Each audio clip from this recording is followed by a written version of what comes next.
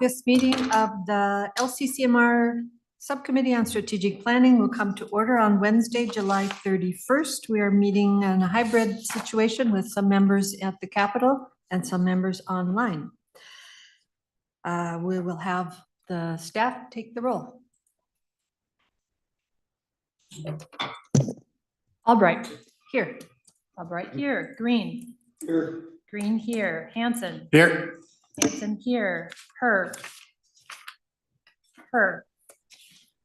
Heinzman. Langseth. Present. Langseth present. Reese. Here. Reese here. Chair Albrecht, we have 5 present. Having 5 members present, we have a quorum and we will proceed with the meeting. We have before us item number 2 on our agenda is to approve the minutes for June 26th and 28th. Is there a motion to approve those minutes? I'll make that motion. Thank you. All in favor, please say aye. Aye. Opposed? Those minutes are adopted. Thank you. The next item on our agenda is action on the ENRTF strategies. As members may recall, the last time we met, we went through these strategies and did a bit of wordsmithing and tweaking, and we asked staff to come back with some final recommendations for us. So what we're going to do is I'm going to have Mike Campana, our staff member who's assisting us, go through these. And what I would like to do is to, if we find confirmation and consensus on these, as we go through each strategy, I would like to adopt that for each goal. I would like to adopt them today if we can, so that we can check this off our list of things to do. So with that, if you'll pull out your the document that says draft ENRTF strategies as of 7/29/24, it has some yellow highlighted copy on it. That's what we're going to be working from. And I will turn this over to Mike Campana. All right, thank you, Madam Chair. As you mentioned, draft strategies in front of you right now have tried to incorporate your comments from the June 26th and June 28th meetings. In addition, staff have looked at the strategies and made a couple suggestions. Those are the ones highlighted in yellow. In all cases, the track changes indicate where changes have been made. And finally, just to point out, there are a couple places where we provided the subcommittee with 2 different options to consider. With that, I'm going to start walking through goal 1, which is Minnesota's environment, natural resources, and communities are resilient in the face of climate change, land use changes, and extreme weather events. So the first strategy here reads, research, demonstrate, and/or promote workable, holistic, multi-benefit, and economically and socially viable solutions for reducing the impacts of climate change, land use changes, or extreme weather events through both engineered and natural solutions targeted at critical areas. The subcommittee had suggested to be careful about using and versus or and/or, so that's what the changes here represent. Staff do have a suggested change to this strategy. In looking at this, we thought that it might be simpler to say, rather than workable, holistic, multi-benefit, and economically and socially viable, just say comprehensive and viable, since workable and viable are essentially the same, and we thought comprehensive would cover holistic and multi-benefit. I have a hand up. Representative Hansen. I would move to adopt the staff's suggestion. We have a motion to adopt the staff suggestion on the first strategy. Any other discussion on that? Hearing none. Oh, I'm sorry, Senator Green. Thank you. I don't know that I support or not on the motion to accept it. I am just gonna, even though it's already here, I'm gonna just voice a little concern on the climate change issue, because it's in everything we do, and it is sucking up a lot of money and taking money away from other projects. And my fear is that what we're going to end up with in the Environmental Trust Fund is just more of the same thing that we see going on in the legislature, where everything is tied to climate change. And where are we going to get viable, usable projects on the ground. So it's a concern for me, just that whole thing there. So that's just, I guess that's all I gotta say on it. Just be careful as to where this money's gonna be going. We're gonna limit ourselves on where we can spend this money. My fear is. Thank you. Other comments?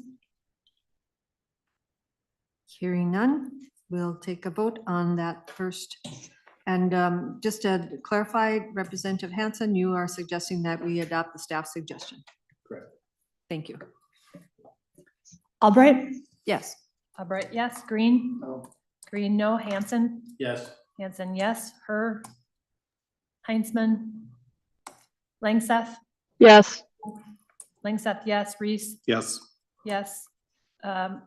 4, yes, 0, no. 1 no no. and 4 yes. I'm sorry, 1 no. Mhm. That strategy is adopted. Mr. Kamhana. All right, Madam Chair, moving on to the second strategy under this goal. Here, the only change is to say and/or. So it says broaden understanding of effective climate adaptation management practices among landowners through education, outreach, technical assistance, and/or the development of collaborations and networks to share and learn about new and innovative practices. There is a staff suggestion. Basically, we've suggested maybe saying broaden understanding and implementation. In addition, we wanted to make it clear that the commission was focused on climate adaptation management practices for natural resources rather than many other practices maybe that would be to protect infrastructure, things like that. Representative Hansen. I move the staff suggestion for item 2. All right, any comments on that motion?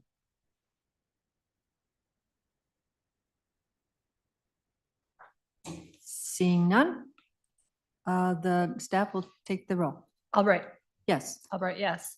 Green, No. Green, no. Hanson, Yes. Hanson, yes. Langseth, Langseth, yes, Langseth, yes. Reese, Yes. Reese, yes. Madam Chair, 4 yes, 1 no. That strategy is adopted. Mike. Thank you, Madam Chair. So the next strategy under this goal, there are actually 2 options.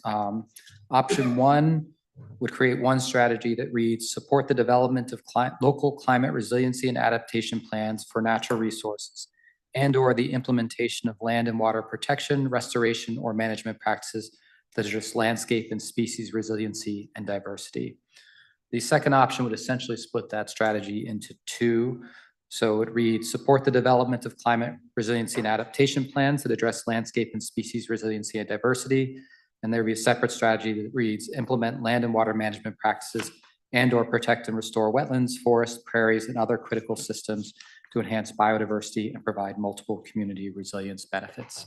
Thank you. So this is language that the committee suggested, and staff is making a suggestion that we could make it into 2 different strategies. What are the wishes of the committee?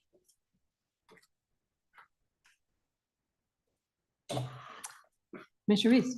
Thank you, Madam Chair. I don't have a strong opinion on this, but I'll move option 2 for purpose of discussion. All right, so Commissioner Reese moves option 2, which is to split this one strategy into 2 separate ones. Are there any comments or Representative Hansen? I would support. Any other comments on the motion? Hearing none, we'll take a vote on option 2 for this strategy. Albright, Yes. Albright, yes. Green, No. Green, no. Hanson, Yes. Hanson, yes. Her, Heinzman, Langseth, Langseth, yes, Langseth, yes. Reese, Reese, yes. Reese, yes. Madam Chair, 4 yes, 1 no. That motion prevails. So moving on to the next goal, Mr. Campana.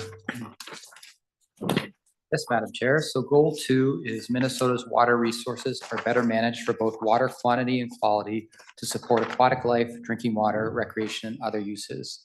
There are currently 7 strategies proposed under this goal. Strategy 1 would read with changes, research impacts of runoff, stormwater, or contaminants on surface water or groundwater quality and develop practical solutions to prevent or address these impacts. So just a few changes to say change and/or, and then to just make it clear what the reason is for developing those practical solutions. I continue to go through all the strategies if you'd like, or if you want to stop on each one. Representative Hansen? I would move the water strategies with the staff suggestion for number 3. So 1, 2, 3 be the staff suggestion, 4, 5, 6, 7. We have a motion to adopt the strategies as presented, including item number 3, which is to use the staff suggestion and all the track changes that were made from the committee members, 1 through 7. Any discussion to the motion?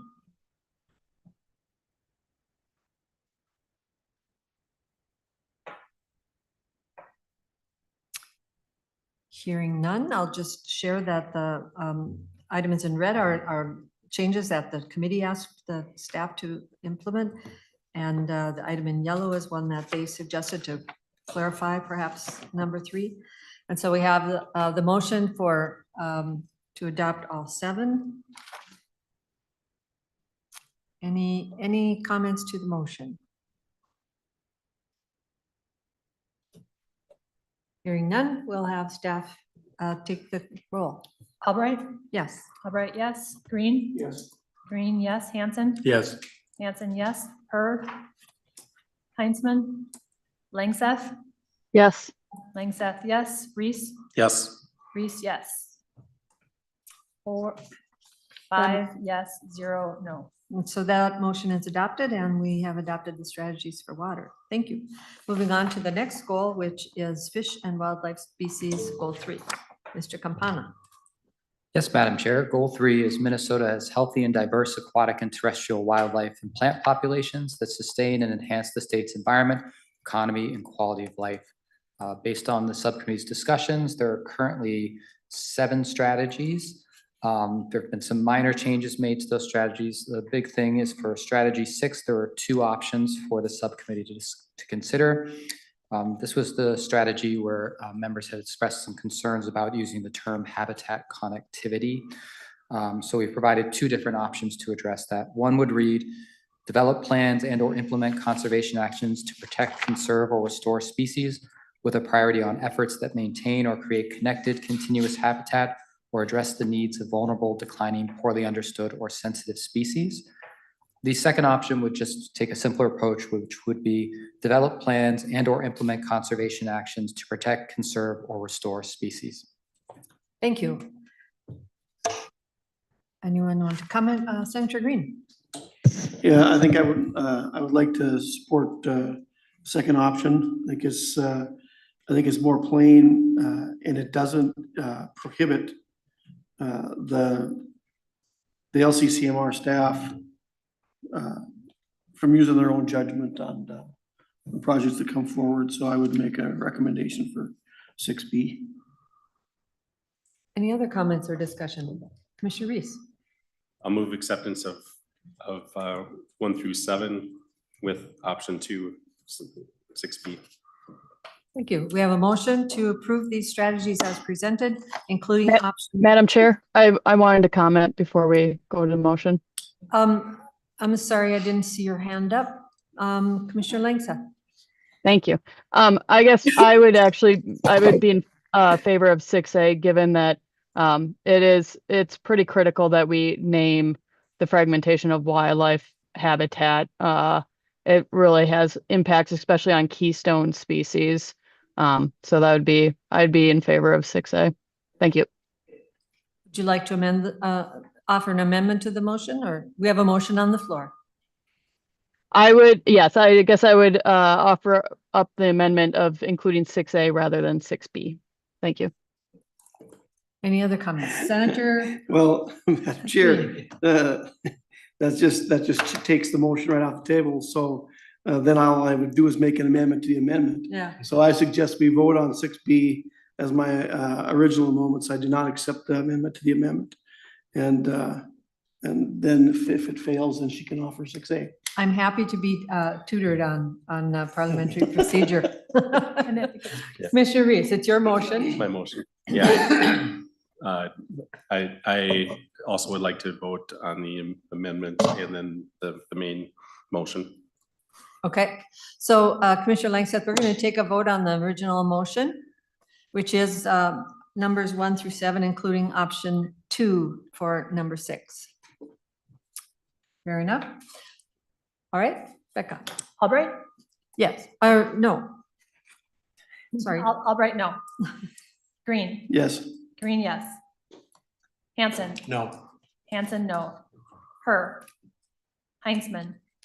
Langseth? No. Langseth, no. Reese? Yes. Reese, yes.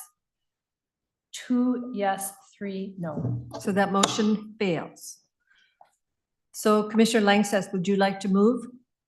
Yes, please. So I guess I would move goal 3 forward with the staff changes in red, including 6B, not 6A. Thank you. We have a motion on the floor. Any comments to the motion? Commissioner Reese? So I heard. I would support 3 to that. 4. I think that's the opposite. I would support that I motion. think that's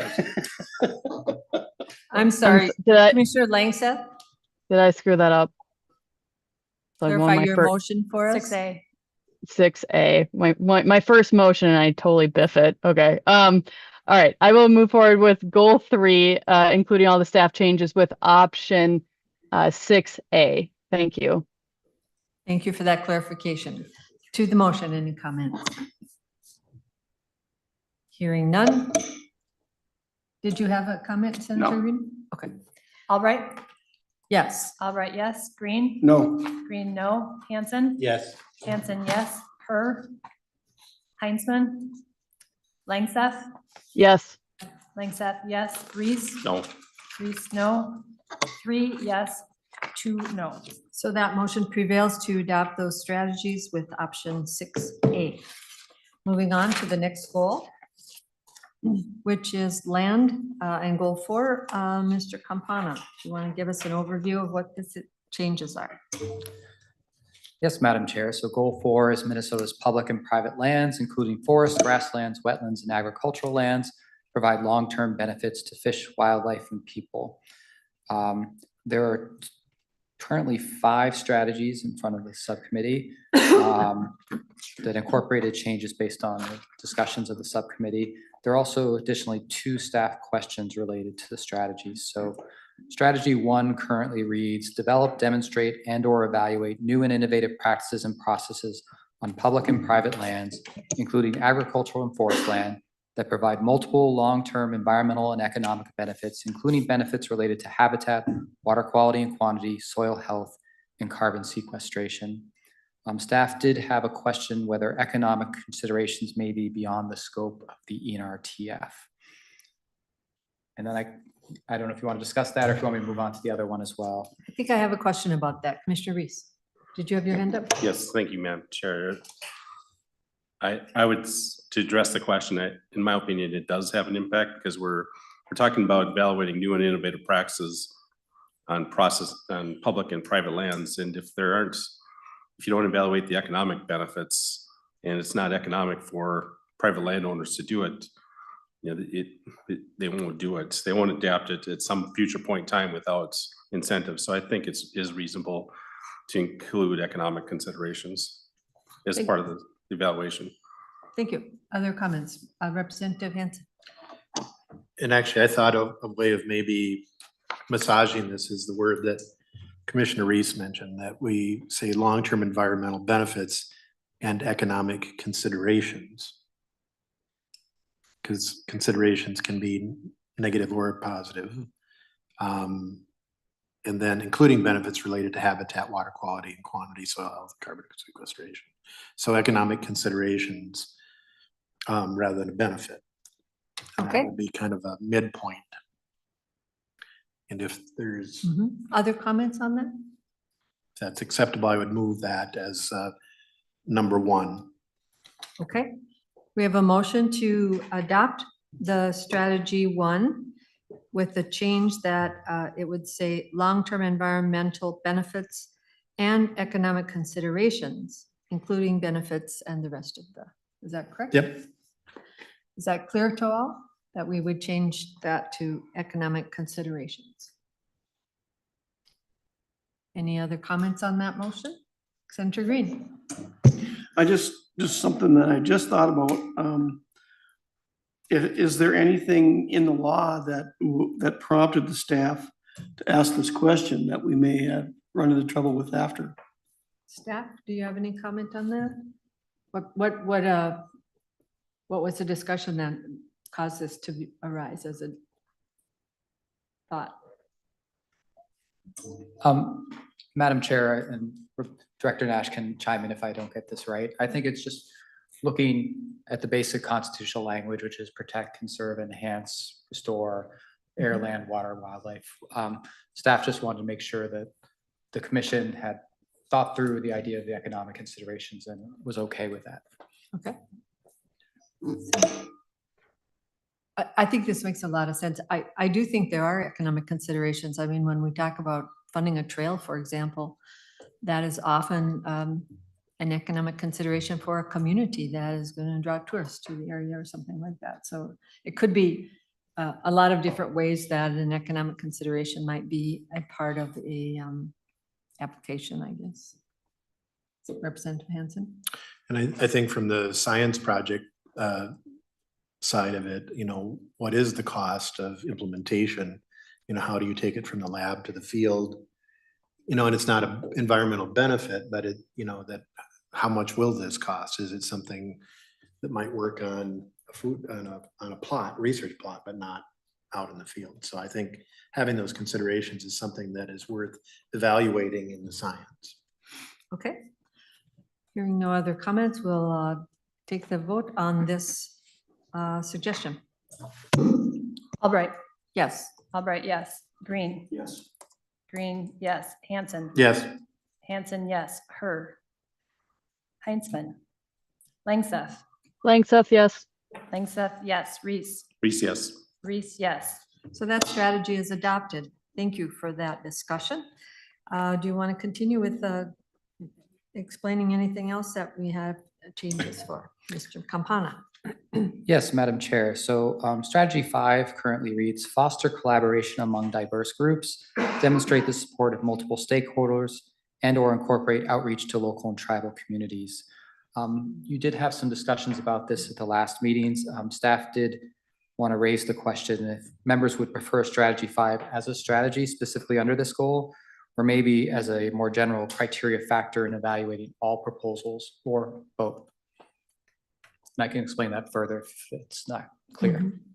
Questions about that yellow suggestion there at the bottom? Or comments on that? So should this become a strategy basically on all of our goals? Because it makes sense to foster collaboration among diverse groups, demonstrate the support of multiple stakeholders, and or incorporate outreach to local and tribal communities. Does that cross across all of our goals? I see Commissioner Reese. Thank you, Madam Chair. I think it could apply to other goals, but I don't know that it may not apply to all of the goals. So I'd prefer to take it a goal at a time and determine if we should incorporate that under all of them. So I think we can, in my opinion, we can just handle it for this goal currently. Okay, thank you. Any other comment? Representative Hansen. I'd move 2, 3, 4, and 5. We have a motion to approve and adopt the strategies 1, 2, 3, 4, and 5 as presented. Any other discussion? Hearing none, we'll take the vote on that. Albright, Yes. Albright, yes. Green, Yes. Green, yes. Hanson, Yes. Hanson, yes. Her, Heinzman, Langseth, Yes. Langseth, yes. Reese, Yes. Reese, yes. 5 yes. So those strategies 2, 3, 4, and 5 are also adopted. Thank you for that discussion. Moving on to goal 5, emerging issues. Madam Chair, so goal 5 is Minnesota responds quickly and proactively to emerging environmental and natural resources issues. Staff did have a number of suggestions related to the strategies under this goal, and also had a suggestion for one additional strategy to add. So I'll just talk about the questions where there were staff suggestions. So strategy 2 reads, research and or develop technologies, proactive measures, and emergency response actions to detect or address emerging or emergency threats to the environment and natural resources. Staff is suggesting maybe to delete the and emerging issues and the proactive. So it just says research and or develop technologies and measures to detect or address emerging or emergency threats to the environment and natural resources. Part of staff's concern and with the staff's suggestion was whether emergency response actions may create some sort of supplanting issue related to the agencies that usually would be dealing with emergency responses. Okay, discussion on that. Representative Hansen? I would move under the emerging issues 1 through 7 with the staff suggestions in yellow, and then adding the LCCMR item number 1.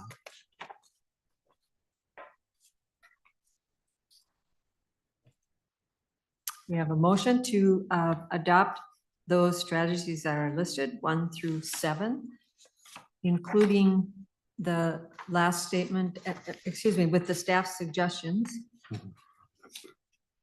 And the last statement, LCCMR number 1 explores, that's the added one, Mr. Campana, that's the added strategy. Yes. Okay. Is that clear to everyone? Discussion on the motion. Senator Green. As a voice of quick opposition to this, I know we talked about this before, in that, and for reasons that the staff stated as well, that the way that our LCCMRs goes after these projects, I don't even think it's doable to do emergency almost anything. And I would rather have us vet the projects a little better, so I don't really even support much of this. Thank you. Other comments?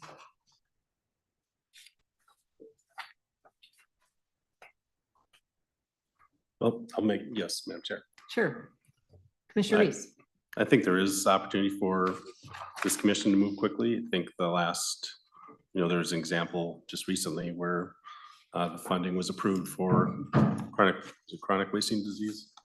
And that was signed into law by signed to the governor. So that's just one example of that move quickly. It was just done within the last couple months. So I think we can move quickly, and I'm a proponent of emerging issues funding. Thank you. Other comments to the motion?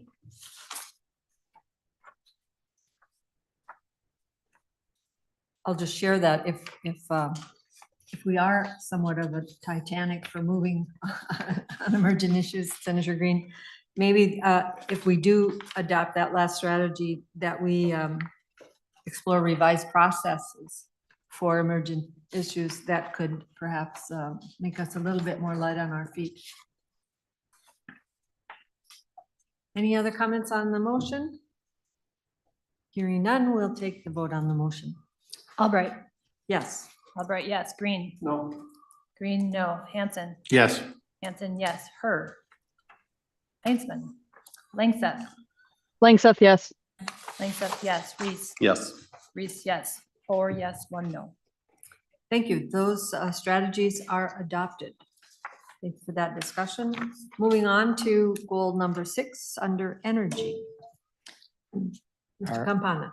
Thank you, Madam Chair. Goal 6 reads, Minnesota achieves reliance on renewable energy in all sectors, including transportation, building, industry, agriculture, and others. There are currently 6 strategies proposed under this goal. We've made a couple of small changes based on the members' discussions in late June. We've also suggested one change just to tighten up the language for the first strategy. So it reads and energy storage instead of and others. It's including is a inclusive statement and not a limiting statement. So we didn't feel like the and others was necessarily needed. Okay. Discussion on these strategies. These are all recommendations that we made to staff, so there's nothing really any different except that one very small change. Representative Hansen.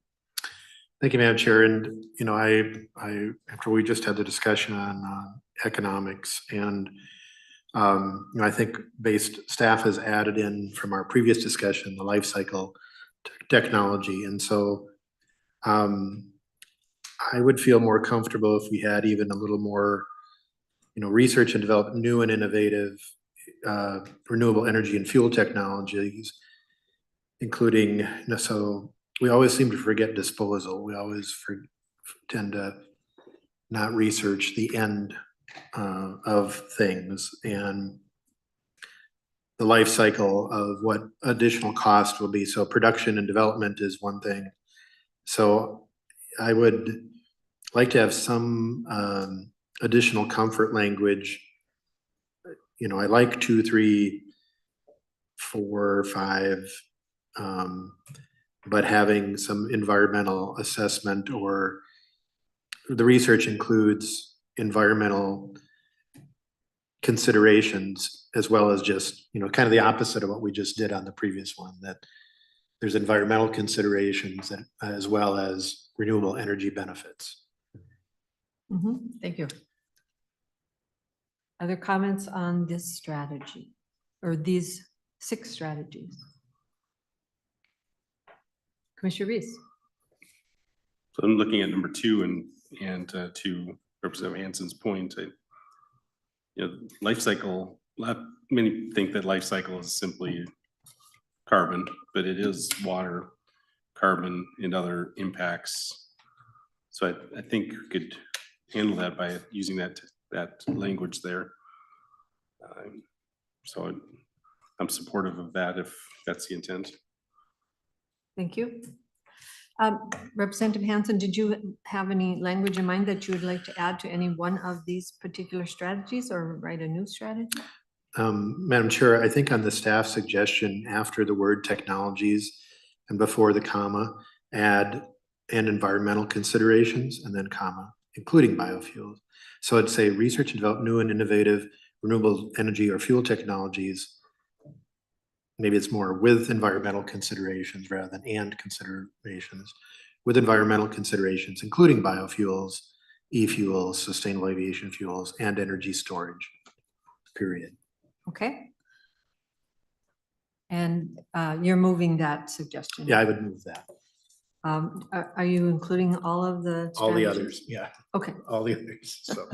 So Representative Hanson moves the strategies 1 through 6, including adding the using the staff suggestion for number 1 with the addition of the words with environmental considerations after the word technology. Any other comments on this? Seeing none, we'll take the vote on this motion. Albright, Yes. Albright, yes. Green. Green, no. Hanson. Yes. Hanson, yes. Heinzman. Langseth. Yes. Langseth, yes. Reese. Yes. Reese, yes. 4 yes, 1 no. So that motion is adopted and we have adopted those strategies. Thank you for that discussion. Moving on to our last goal, which is number 7, I believe. Is it our last goal? Yes, it is. And that is with regard to access and opportunities. It's somewhat lengthy here. We have the most number of strategies, 9 altogether. So we'll open our discussion. Mr. Campana. Yes, Madam Chair. So Goal 7 currently reads, all Minnesotans, especially young people, have access to and take advantage of opportunities, including culturally relevant and innovative connections to the lands and waters of Minnesota. To start with, staff did have a suggestion related to the wording of Goal 7 itself. You've already adopted this goal, but in reading the language, we thought it might read grammatically a little more clear if it read, all Minnesotans, especially young people, have access to and take advantage of opportunities to connect to the lands and waters of Minnesota, including in culturally relevant and innovative ways.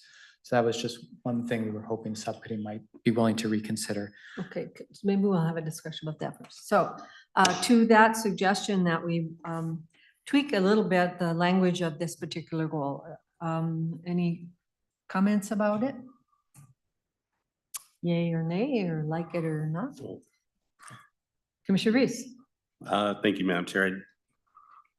From a group, if you're looking to improve it grammatically, I don't know that ways, ending the sentence with ways helps. in my opinion. Mhm. So I would encourage a different wording, including culturally relevant and innovative approaches, possibly. Okay. Good catch. Thank you. Other comments on this updated goal language?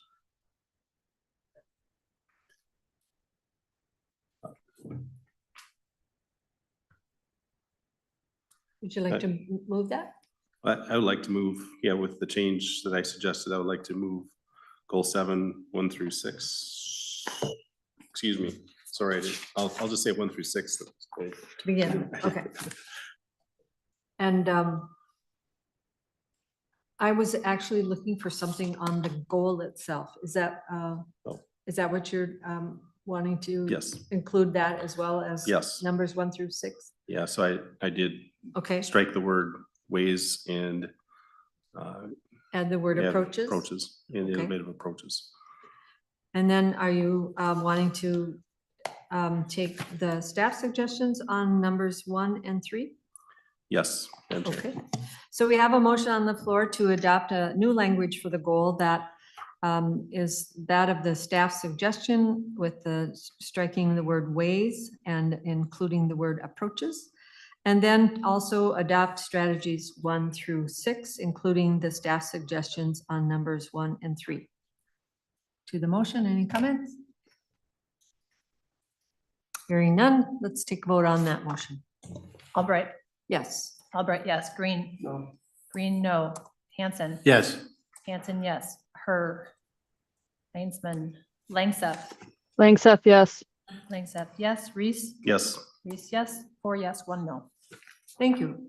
That goal has been updated and we have adopted 1 through 6, and then we're still on that particular goal. And we have numbers 7, 8, and 9 in front of us. Mr. Campana. Yes, Madam Chair. So just some minor changes based on the members' discussion.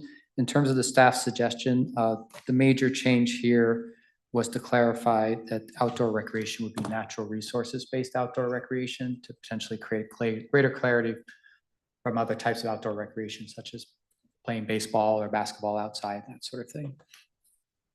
Okay, and that's the language we just adopted on 1 through 6. We added that natural resource based as a clarifier.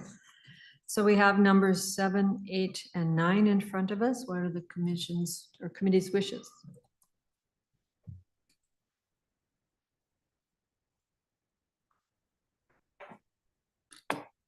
Representative Hanson. I'll move them with the staff suggestion. We have a motion to approve number 7, 8, and 9, including the staff suggestion language on number 7 and number 8. To the motion, any discussion? Yes, Madam Chair. Commissioner Reese. A question on number 9. It says expand networks of trails. Is that to protect and connect green spaces seamlessly? Does that mean that new trails cannot be established, or could it be taken to mean that in this case?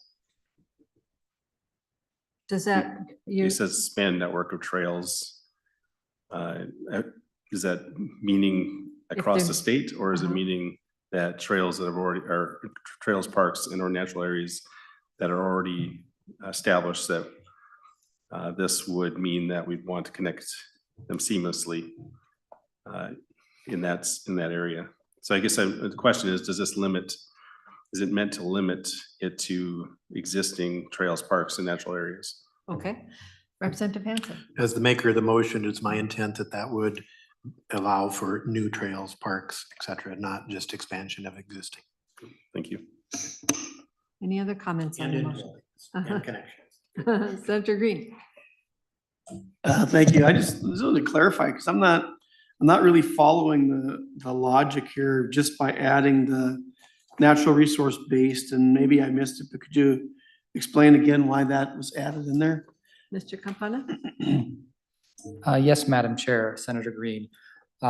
Staff's thinking here was that outdoor recreation can include many, many activities that may or may not actually be related to interacting with natural resources. So things like hunting and fishing obviously are natural resource-based outdoor recreation.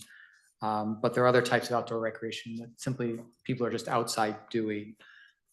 So for example, would the NRTF pay to build a baseball field or something like that? That would be an example of something that, so to create some clarity there, we try Gotcha. to Okay, I'm with you. tighten it up. All right. Okay. All right. So hearing no other comments, we'll take a vote on this motion. Albrecht, Yes. Albrecht, yes. Green. Yes. Green, yes. Hanson. Yes. Hanson, yes. Her. Heinzman. Langseth. Yes. Langseth, yes. Reese. Yes. Reese, yes. 5 yes, 0 no. Thank you. So those strategies are adopted. Thanks for that work on that. That was heavy lifting in a hybrid situation without, whiteboard or sticky notes or markers or anything. So good job on that to the committee. The next item on our agenda is the discussion. Are we on number 4? Discussion and potential action on the evaluation criteria. Mr. Campana. All right, Madam Chair, yes, congratulations to all of you. We've actually completed 80% of the strategic plan, at least your recommendation at this point. So we're sort of on the home stretch here. What we're doing now is transitioning to LCCMR goals and strategies. So whereas most of your discussion to this point has been about what the NRTF would be focusing on funding, these goals and strategies are talking about how the LCCMR works, operates, handles things. So I'm actually going to give a presentation here and share my screen. So just give me 1 second.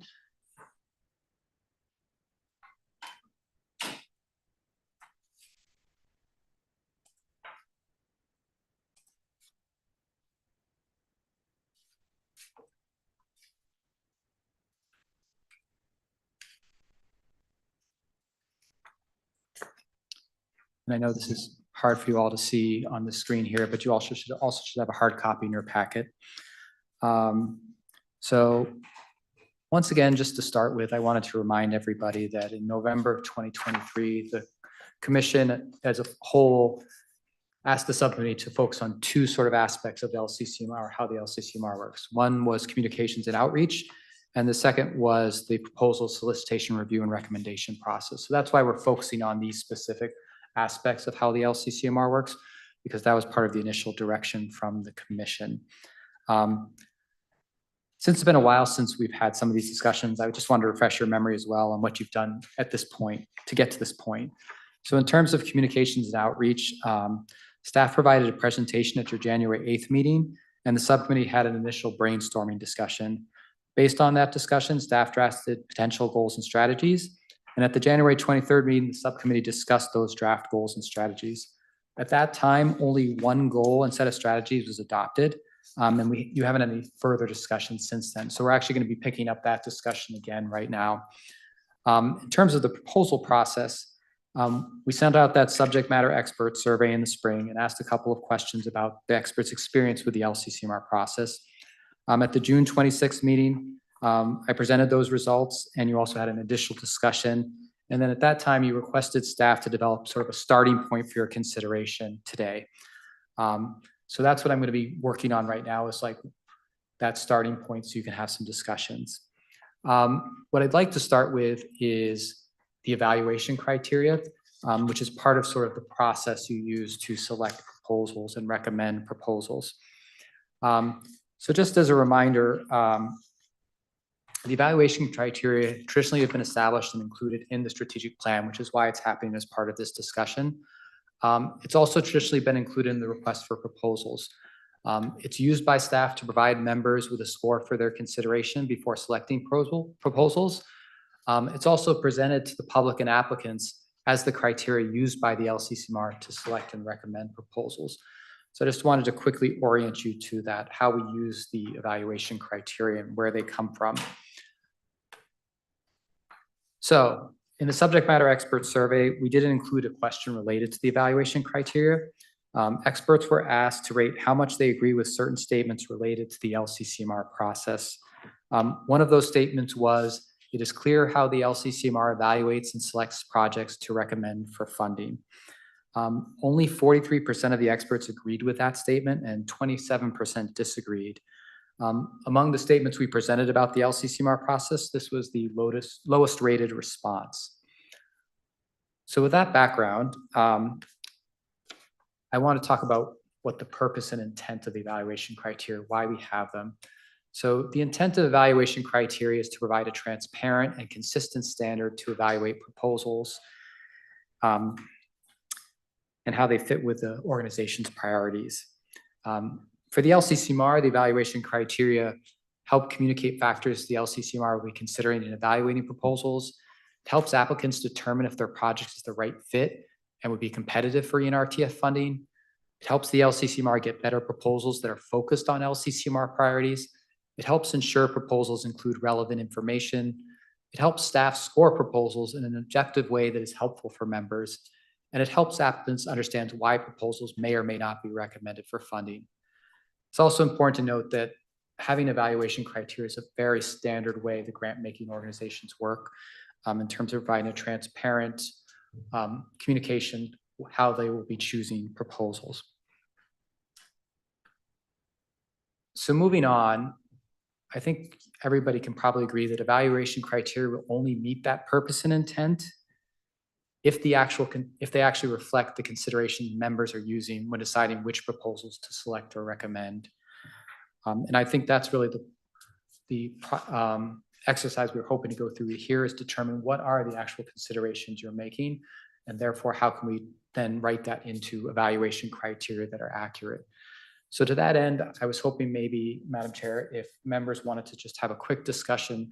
You've just gone through the recommendation process, just to discuss maybe what are the 2 or 3 most important considerations for you when determining which proposals you think should be funded. Thank you, Mr. Campana. Can we peek ahead to the next slide and look at our current criteria? We can, Madam Chair. Because that helps me remember the process I use. And I'll just share right out of the gate that I look to see that it is meeting the criteria for the constitutional amendment or the ENRTF funding requirements. So that's kind of my number one. But I'll let other members weigh in on what are they thinking about the top 2 or 3 items that they're looking at when they get an application that they're reviewing. If anyone would like to jump in and say what their thoughts are. Senator Green? Oh, when I read through them, the first thing I'm looking at is, I guess, to be honest with you, I don't look at the recommendations with, do they meet the requirements of LCCMR? I was appointed here and I'm serving to evaluate the projects by themselves. And I look, are they really going to do anything? If it's a study, has it been done before, or is something else funding that study? If it is, I hate to spend more money on it.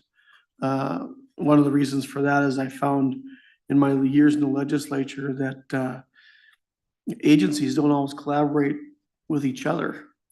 And so you could be funding this exact same thing in different agencies and they never correspond.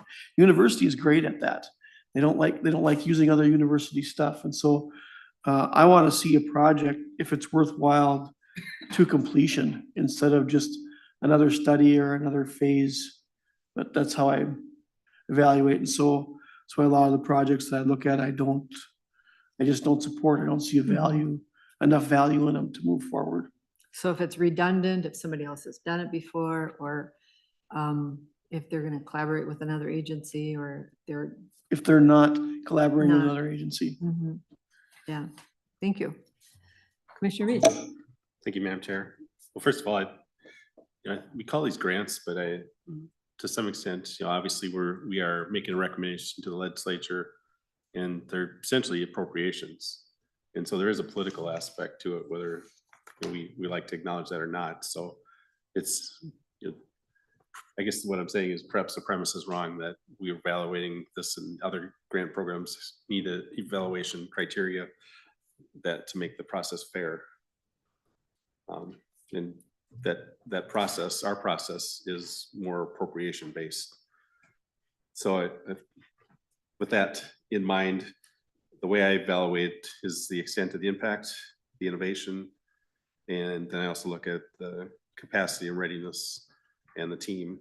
And there's one other factor that I take into account is I try to be balanced, that we have,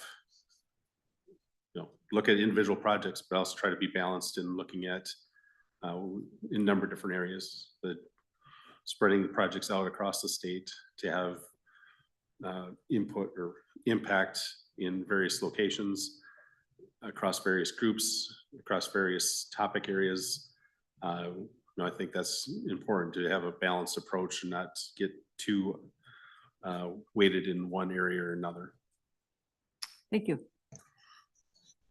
Commissioner Langseth, do you want to weigh in at all on what you're looking at when you're reviewing applications? Yes, Madam Chair, I'd love to. Yeah, I also look at extent of impact. That's probably my number one, is just what impact will I have on the landscape. I do like to see more rural projects, getting some projects out there that usually don't see this sort of funding. And then the other one that it's not named on here, but I keep in mind, is whether the project should be actually funded. I don't want to see the money going towards a corporate interest that should be doing the work on their own. If it's R&D, that a corporation, that's really just the cost of business for them. That's on them. And I don't like to see the funds go towards those sort of projects or initiatives. Thank you. Representative Hansen, did you want to weigh in? I think, and having served in the legislature 20 years, I actually agree with Senator Green on a couple items of, there is some repetition that comes of things that may have been done 10 years ago or 15 years ago. And I look at, is something, if we're doing science, is it really new, or is it just coming from another place? And I realize science does need some redundancy to evaluate. I think something we could look at is, if we are doing something that we've done before, could we evaluate the effectiveness of what we've done before? That perhaps if 10 or 15 years ago we funded a project, that we go back and look at it, or have the follow-up research. So there's something on the implementation side, because otherwise we don't know if some of the work is getting applied, or if it's applied that it is doing what it said it would do, or maybe there's some things that are negative or some things that are positive that we don't know. So I think if I was going to look at the future, we need a little bit more of an evaluation component. And wearing one of my other hats with the Legislative Audit Commission, we try to go back and look at an audit a topic that we've done previously, and see if the recommendations were adopted, or if they've changed, or if there are other issues. It's not quite the same, but I think it would be valuable, particularly when the membership of the commission, but also the membership of the legislature, is turning over rapidly. You don't have as much institutional memory, so people may not remember that we did this project before 10 years ago or 15 years ago. And if there are different conditions, what is different than what we've done?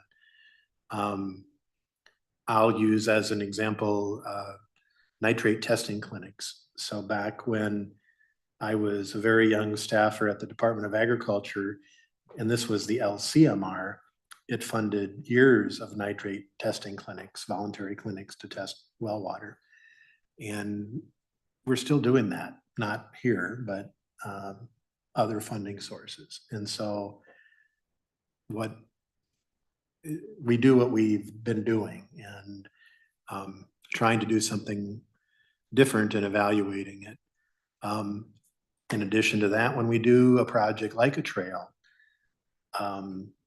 are we expecting that we'll come back 20 years later and fund that maintenance or that upkeep? Is there some type of are we going to start to see things that we've done come back over time? Because 20 years goes by faster than I thought it would. And those are things that are there. So that's a little bit looking ahead, but based on what I've looked at in the past. Thank you. Any additional comments? Now that you've had a minute to think about it a bit more. I would share that one of the things, having been an elected official in a city and applying for funding from the legislature through bonding or something, and the whole idea of being shovel ready was always something that was a criteria that we had to meet. And so I tend to carry that over when I'm looking at projects too, to see, okay, is this really ripe for funding this session? Or can it wait till the next round? Because I do think that I don't like to tie up our funds with projects that are not really ready to go. And I know that we've had some bad experience in the past with some projects that continue to not reach completion because they're not fully funded yet, and yet we've invested millions of dollars in them. So that's a concern for me sometimes. I'll also agree with you, Commissioner Reese, that this process is a little bit merit-based and a little bit politically based. So whether that's the fact that we have legislators on this commission, or the fact that it's an actual appropriation from the legislature, a bill that needs to be adopted in the legislature. I think that's the thing that I read some of the comments that were made from the survey that generated this discussion. Do we really use the criteria that are listed, and how much can applicants rely on that? Because I do think sometimes it's somewhat arbitrary how we come to an agreement on our list, and that's difficult for our applicants to understand how the process works and why the line cut off, they were below the line, not above the line, and unfortunately they didn't get funded. So I think in any way that we can clarify or in some way maybe do a better job of explaining how we're going to be evaluating projects would be helpful for our applicants. And at the end of the day, then I think if all of the commission members are using those criteria, it is also helpful for us to rank projects and come to agreement, because we seem to be using the same set of ideas of how we're, recommending projects. Mr. Reese. Yep. Thank you, Madam Chair. I just wanted to elaborate a little bit on the comment that was the lowest ranked and understanding the criteria. First of all, whether the proposers want to admit or not, almost all of the grant programs have some bias, and you hear often that when a grant program is released, it's many times it's already targeted to certain projects. But at the same time, the proposers, when I hear this all the time too, is I don't understand. I scored an 81 and I didn't get any votes. And so I think that perhaps possibly some of the confusion is when the staff score, it doesn't necessarily mean that it's good indication for us, but it also sows confusion for the proposers that they looked right at this criterion. They're very good about trying to address most of the time, very good about trying to address each criteria to the best of their ability, because they want to score points. And so I think that's the disappointing part for many, is that they score high, but I know one that scored an 81 and didn't receive any commission votes. So, that's what brings up, I think, a lot of the question marks. Mm-hmm. Any other comments about what criteria you like to use or your go-to sort of benchmarks when you're going through the projects the first time around? Okay, Mike, I think we'll continue on with the discussion. Okay, Representative Hanson has to leave, but this last slide that you have here, second to the last slide, the staff analysis, did you want to go with that? Yes, Madam Chair. So you've already been looking at the current criteria, and I'll just quickly read them off to you, even though I'm sure you all can read them yourselves. But currently, the criteria are funding priorities, multiple benefits, outcomes, knowledge base, extent of impact, innovation, scientific technical basis, urgency, capacity and readiness, leverage. And staff took a look at these to try and come up with something for your consideration. And this discussion you just had has been really, really helpful. So in looking at these current criteria, there were a few things that staff noticed and sort of had questions. So we asked ourselves, do the current criteria accurately reflect the most important factors members consider in evaluating and selecting proposals? And that's why it was very useful to hear you all talk about what the factors you consider. Do the criteria provide applicants insight into why their proposal was or was not selected for funding? Do the current criteria imply that all criteria are weighted equally and apply to all projects?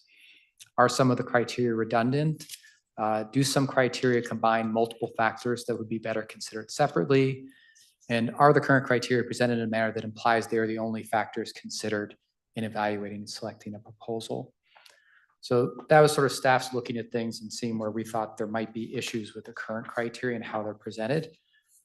Based on that analysis, staff have kind of put together an option and a starting point for the subcommittee to consider. And hopefully you'll see that it may touch on some of the things you just discussed. It may not have touched on all of them, but hopefully it's a good starting point. So right now I'm going to stop sharing this presentation. And Madam Chair, if you're all right, if we could move on to the document that says draft for LCCMR Subcommittee on Strategic Planning Consideration and says evaluation and selection criteria. Mm-hmm. It's a single page. Looks like this. Yep. So, Madam Chair, this would be a potential starting point to replace the current criteria, 10 criteria that were in that slide you just saw. So what staff have put together here and proposed is a bit of a tiered approach. So the first tier is kind of reflected in that first paragraph, and it's that overarching consideration of the proposal must be eligible for funding and consistent with the NRTS constitutional purpose. That's just sort of an overarching thing. Then there are criteria that staff thought. This is what I got. Yep. Good. Sorry. Then there are criteria that staff thought all members likely consider for all proposals to some degree. Then there are additional factors that members may consider for certain types of projects or may be important for some members, but not others. And finally, staff thought there were probably some considerations that members may look at it when they're looking at the whole recommendation as a whole. So similar to, I think, what Commissioner Reese was mentioning in terms of thinking about geography, balance, that kind of thing. So sort of, it's not necessarily about an individual proposal, it's about how the whole package looks in the end. So that's kind of the setup staff have put here. So as I said, the first couple sentences are dealing with that constitutional purpose and eligibility. And then staff thought these first 4 bolded criteria are the consideration that members consider for all proposals. And these criteria were essentially relate to 3 basic questions. Is it clear what work will be done and what will be achieved? How much will that work benefit the environment and natural resources? And how confident is the commission that the applicant can deliver? And these considerations are summarized in the 4 criteria as follows. So the first 2 criteria, funding priorities and environment or natural resources benefits, are related to that question of how much the work will benefit the environment and natural resources.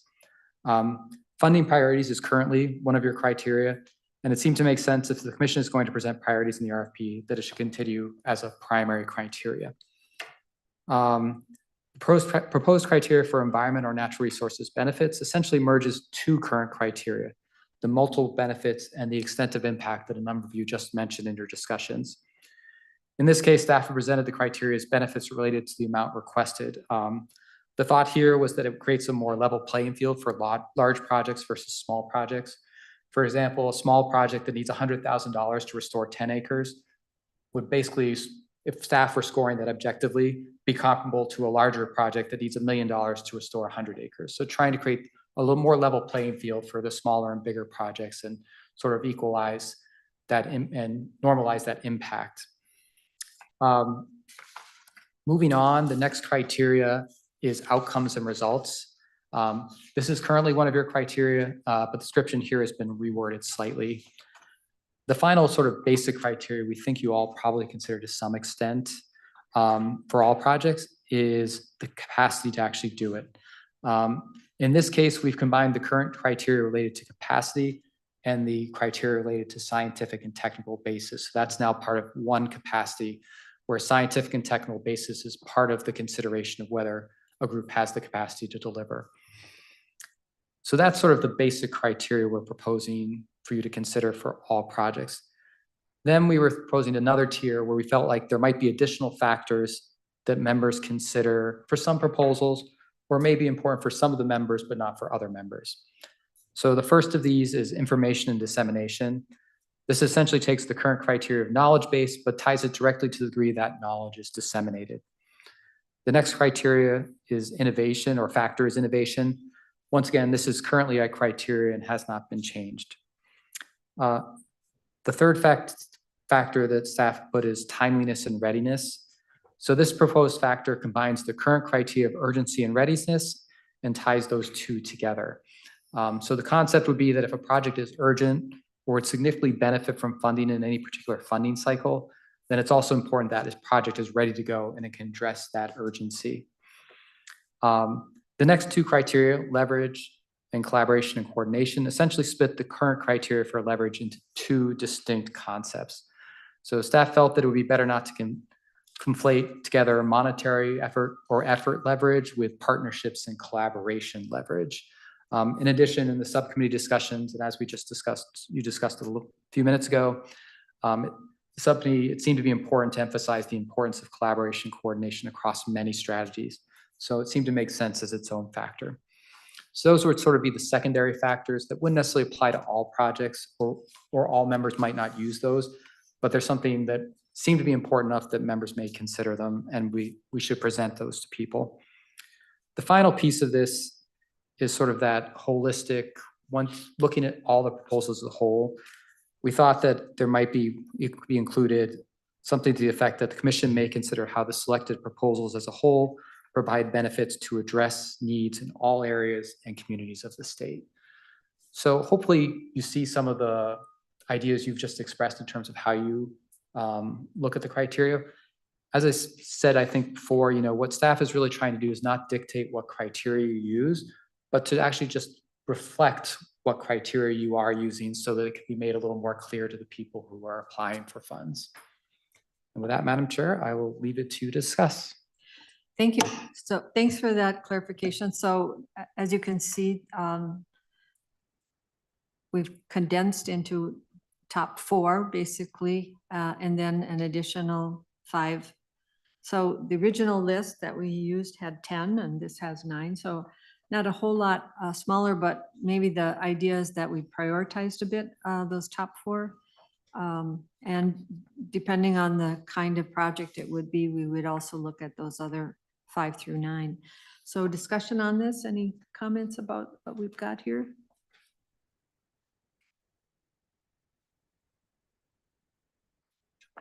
Shona has her hand up. Commissioner Langseth. Thank you, Madam Chair. Just wanted to say, I think this is pretty brilliant. Really appreciate the staff putting this list together. I think you really nailed it. So thanks. All right, thank you. We can adopt these today, or we can just take them under consideration and come back to them if we want more time to think about it, but I'm open to either one. I can go either way, Madam Chair, but I was probably going to recognize first. Senator Green. I could go either way, but I would like to, if we have another meeting coming up next month, I believe. Yes. I would like to look through them a little more and just compare them, and just so that there's not a decision made that I regret later. Sure. Thank you. Commissioner Reese, did you have your hand up? Yes, thank you, Madam Chair. Just, I think there's some core things like missing the deadlines? And is it in the right format? You know, so there's things that will exclude projects outside of these things as well that should probably also somewhere include, you know, core criteria. You need to meet the deadlines. You need to provide the information that's requested. So just a thought that there's some other things that maybe need to supplement with that are kind Thank of you. standard. So perhaps it would be good to wait Yep. to the next meeting. I agree. And what you're thinking about, I also, I'm somewhat of a rule follower, and I like to make sure that applications are complete. So incomplete applications that haven't checked all the boxes are always, they fall off the list for me usually. So that is a criteria I use, and maybe it's a good idea to talk about the completeness of the application or some other language. I'm not sure what to describe that. Anyone else? Yes, Madam Mr. Chair. Reese. One other comment on, you know, and from my experience in the past, sometimes it's difficult to know where your project fits, because it might, and maybe this is what you're getting at in your last thing, because it might cross over 3 areas, but it doesn't fit any of them perfectly. So it's, you know, I think that's something also to think about. So you end up checking a box that you're not too confident in. So I guess is that one of the questions, is what, you know, are you still going to keep that as a criteria? Or one of the questions is which priority does your project fall primarily in? Thank you. I agree. I think that is often, as other commissioner members have, I get calls from organizations wanting to know about the process, and it's, I never really have a good answer for what area they should go into, because I'm not always clear on it myself. So that's another good suggestion. So I think based on this discussion, we'll hold off Mr. Campana, and we'll take this up again in our August meeting for more of a formal adoption, and maybe you'll have some tweaks to this in the meantime. All right, thank you. Was there anything else on this PowerPoint that you wanted to discuss? No. Yes, Madam Chair, there's actually one Okay. One final slide you wanted to go one over? final slide. Yes, as we move on to discussing LCCMR goals and strategies. Mhm. So evaluation criteria was sort of a subset of that, and this is actually for you to have a more general discussion about those LCCMR goals and strategies related to communications outreach, and the proposal process. So I'm just going to share my screen quickly here so we can do this last slide.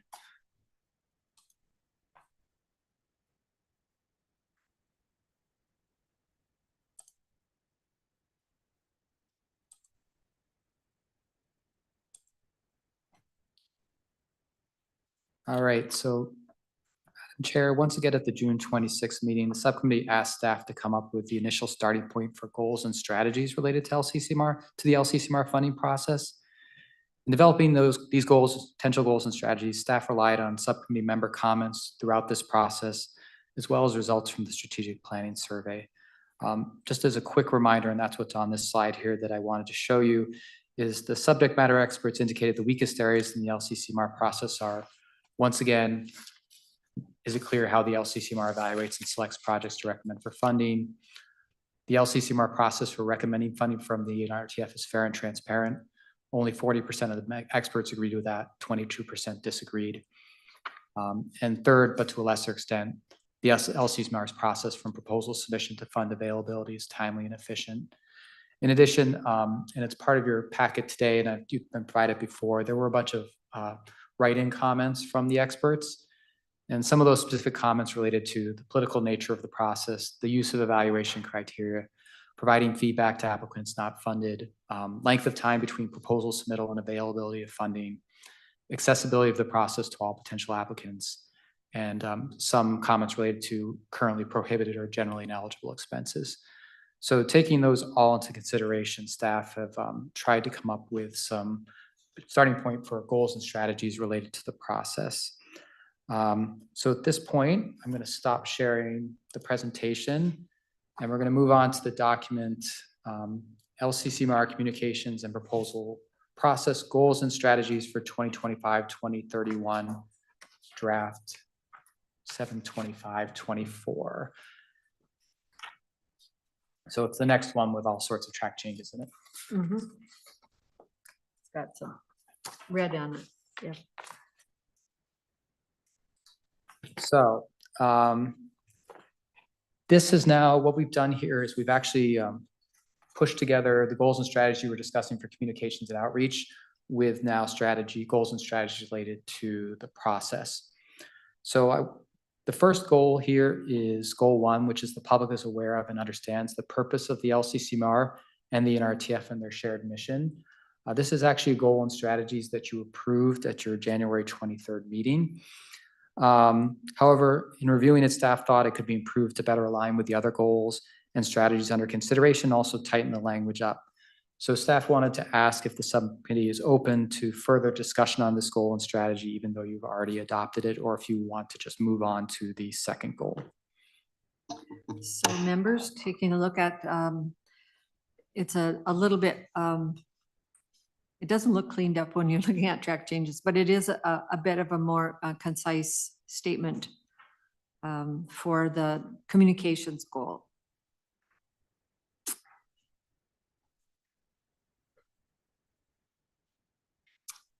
So we've taken out 1 and 2 and replaced that with explore ways to maximize and expand the impact of social media and other online content, such as assembling a website, social media analytics, and ensuring a regular flow of engaging written audio, video, or other content, and establish a presence at events, including. So it's, I think it's just a little bit more clearly written. Comments? Commissioner Reese. Thank you, Madam Chair. If you're looking for a motion, I'll move goal number 1. Thank you. With We the- have, With the changes that staff recommended. thank you. I have a motion to approve goal number 1 with staff changes as recommended. Commissioner Langsa. Commissioner Reese beat me to the punch, so All right, so you concur on that motion. Any yes. other discussion on the motion? Yes, ma'am. Commissioner Reese? Chair, just a comment, and it's related also to the criteria. So many of the granting organizations have when the solicitation was released, there's a deadline for questions. Do you maintain a deadline for questions? And then all questions need to go through the same process. For example, they couldn't call Michael and ask them a question. Someone else calls you and asks a question. It's all so that everyone can see what the questions and what the answers were. And so I think that perhaps could be part of the communication for this as well. And it may also actually streamline the effort for staff is in the process. Would you be willing to have staff bring something back that we could add on to this goal in the future? And I'm not sure if it's appropriate to put on this goal.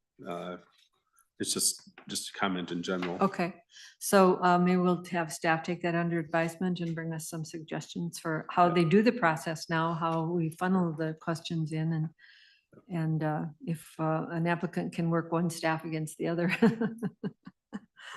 So to the motion to adopt the staff suggested changes to goal 1, any other discussion?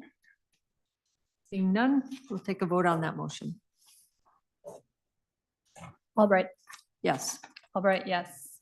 Green, Yes. Green, yes. Hanson. Fur. Heinzman. Langseth. Yes. Langseth, yes. Reese. Yes. Reese, yes. 4 yes, 0 no. So we have 4 members in attendance and 4 is our needed quorum number. So that motion is adopted. Thank you, Mike. You want to move on to the next one?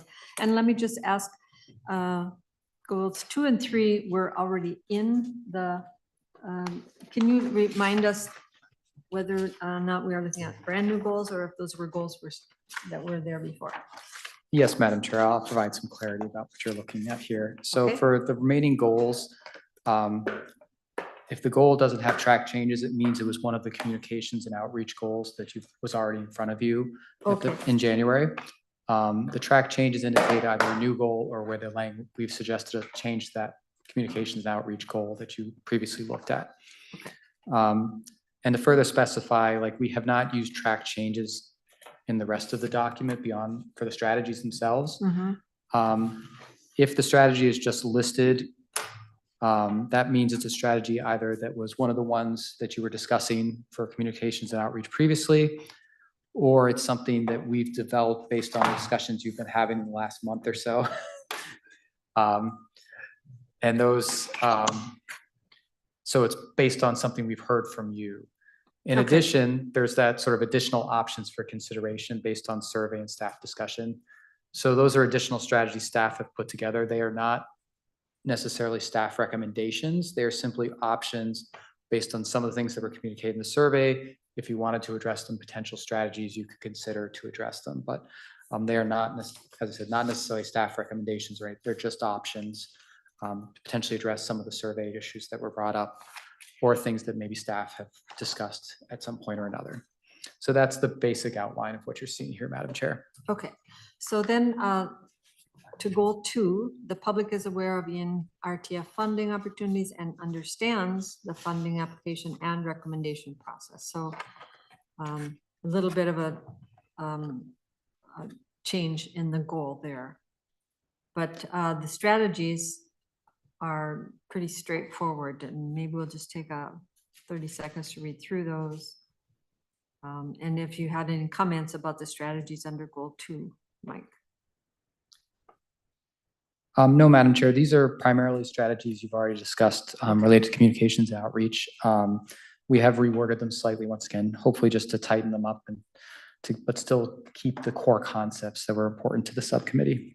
And there is that one additional option, but once again, it's fairly consistent with some of the other concepts you discussed.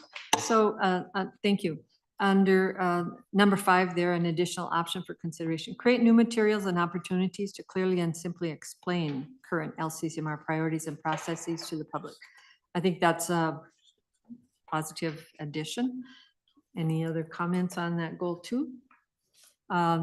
Commissioner Langsa. I would move to adopt goal 2 with the additional number 5 and the language in the for goal number 2. Thank you. Discussion to that motion.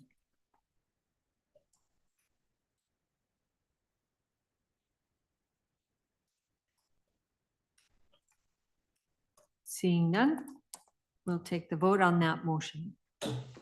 Albright. Yes. Albright, yes. Green. Yes. Green, yes. Hanson, Her, Heinzman, Langstaff.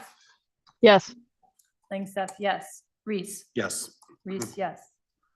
4 yes, 0 no. So that goal is adopted. On to number 3. And number 3 looks like there is no change from before. Madam Chair, yes, goal 3 was one of the communications outreach goals you previously discussed. The strategies, once again, they have been reworded slightly since the last time you saw them, but they should essentially cover the same concepts that you were considering last time. So really, it's about carrying out targeted outreach to groups and organizations not traditionally been aware of the RTF and LCCMR, producing RTF and LCCMR related outreach materials that may be a bit more accessible to those groups. And the biggest change is probably to the first strategy. So contacting leaders, leveraging existing connections and networks, and building relationships to reach out to some of these groups that may not have traditionally participated in the LCCMR and RTF process. Okay, thank you. Any discussion on that goal? Commissioner Yes. Reese? Madam Chair, I think, as you mentioned, many of these we've gone over, and there's just minor changes. And so for the purposes of expediting this and moving it forward a little more quickly, I'll move goal 3 through the end, goal 7, and then we can open it up for discussion. But I'd like to move those in goal 4, just keep the language as is. Okay, I have a motion to approve goals 3 through 7, including the changes that are recommended, but not adopting the, not changing anything in goal 4. or goal 4. That's correct. Discussion. Senator Green. I probably won't support these because of some of the things in there that I'm not really sure how you're gonna go out and actually, because it reads to me like we're gonna go out and try to find groups to apply for the money, for the funding. Is that how, if I'm reading that correctly? Mike?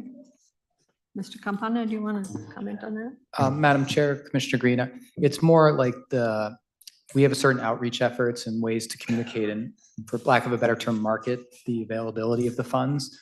So this would probably create just an emphasis on trying to reach out to these groups and trying to create special outreach to reach those groups, because what we've been doing currently may not be reaching them. I guess what's going through my mind is we've got more applicants than we're funding now.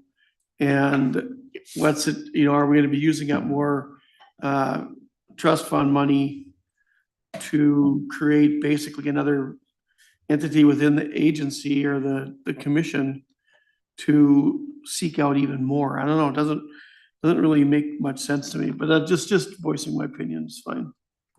Thank you. Other comments? Commissioner Reese. Yeah, thank you, Madam Chair. I believe that outreach is important because there's many that don't even know LCCMR and Environmental Natural Resource Trust Fund exists. And I particularly look at some of the small communities out in our area where I see all these opportunities, but yet they don't know the the opportunity to apply. And so I think if you were to do outreach, for example, maybe this isn't where it says it, but at Farm Fest or the State Fair or these other places where all the other organizations in the state, DNR, Department of Ag, they all have a presence. And I think that would be good and be helpful. And as far as the number of applicants, if you look at any other grant program and if you look at what's funded here, almost 50% of the projects are funded. That is extremely high. And that usually, 10%, 5%, 1% of the projects are funded. So to that extent, we don't really have as many projects that we should have. And, we're trying to expand the pool, not limit the pool, in my opinion. Thank you. So we have a motion on the floor. Any other discussion? We'll vote on the motion. Oh, Mr. Campana? Madam Chair, I just wanted to point out that goal 4 is a new goal and the strategies under there, ones you have not discussed previously. It might be helpful if I just read through them for everyone before you voted on the motion. Okay. So goal 4, as I said, is a new strategy related to the process. So the LCCMR process for selecting and recommending proposals is transparent, understandable, fair, and accessible for all Minnesotans. There are a number of options for strategies under this goal that staff have put down here. Once again, these are not staff recommendations, and a lot of them were based on some of the survey comments. So strategy 1 here is continue to provide special consideration for small projects, organizations, in the request for proposals. And staff did wondered if that should be applied to small projects or small organizations or both. But 2 is evaluate on a regular basis the proposal application process in the LCCMR proposal and grants management system to make it as accessible and simple as possible for users to submit proposals. 3 would be review and update guidance on allowable expenses to make sure they are clear and aligned with commission expectations. 4 would be explore alternative processes for selecting and recommending proposals to handle the increasing number of applications and to ensure the process is easy to communicate and for the public and applicants to understand. 5 is explore options to reduce the amount of time between proposal submittal and the availability of funding. 6 would be develop a process for providing constructive feedback to applicants not recommended for funding. 7 would be develop a process to receive regular feedback from applicants on the application selection and recommendation process. And 8 would be discourage lobbying of commission members between request for proposals release and recommendation to the legislature. I just wanted to make sure, since this is actually one of the goals, these strategies, I don't think you've ever discussed all of them. And these are not necessarily ones that were pulled from some of your discussions previously. So I did want to make sure that was clear to everyone. Thank you for that clarification. Comments? Commissioner Reese. Yeah, just a question on number 8. I think we all get letters, And, I think there's a difference between advocacy and lobbying. So I'm just kind of curious what the intent was there with that language, lobbying. Is it actual lobbying, or is it from registered lobbyists, or are you actually referring to the letters that we get from the applicants? I see what you're saying, like letters of support versus. Yeah. Mr. Campana? Madam Chair, I think when staff drafted that strategy, we were looking at some of the comments that indicated some of the experts felt like to actually get funded, you needed to do a lot of outreach, reach out to individual members, talk to them in sort of extracurricular beyond just submitting your proposal and presenting in front of the commission.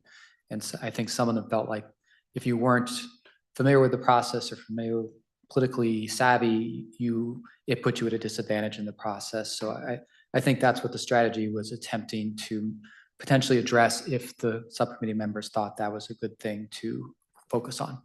Thank you. Mr. Reese? Yeah, and I just want to clarify that lobbying, in my opinion, lobbying has a definition.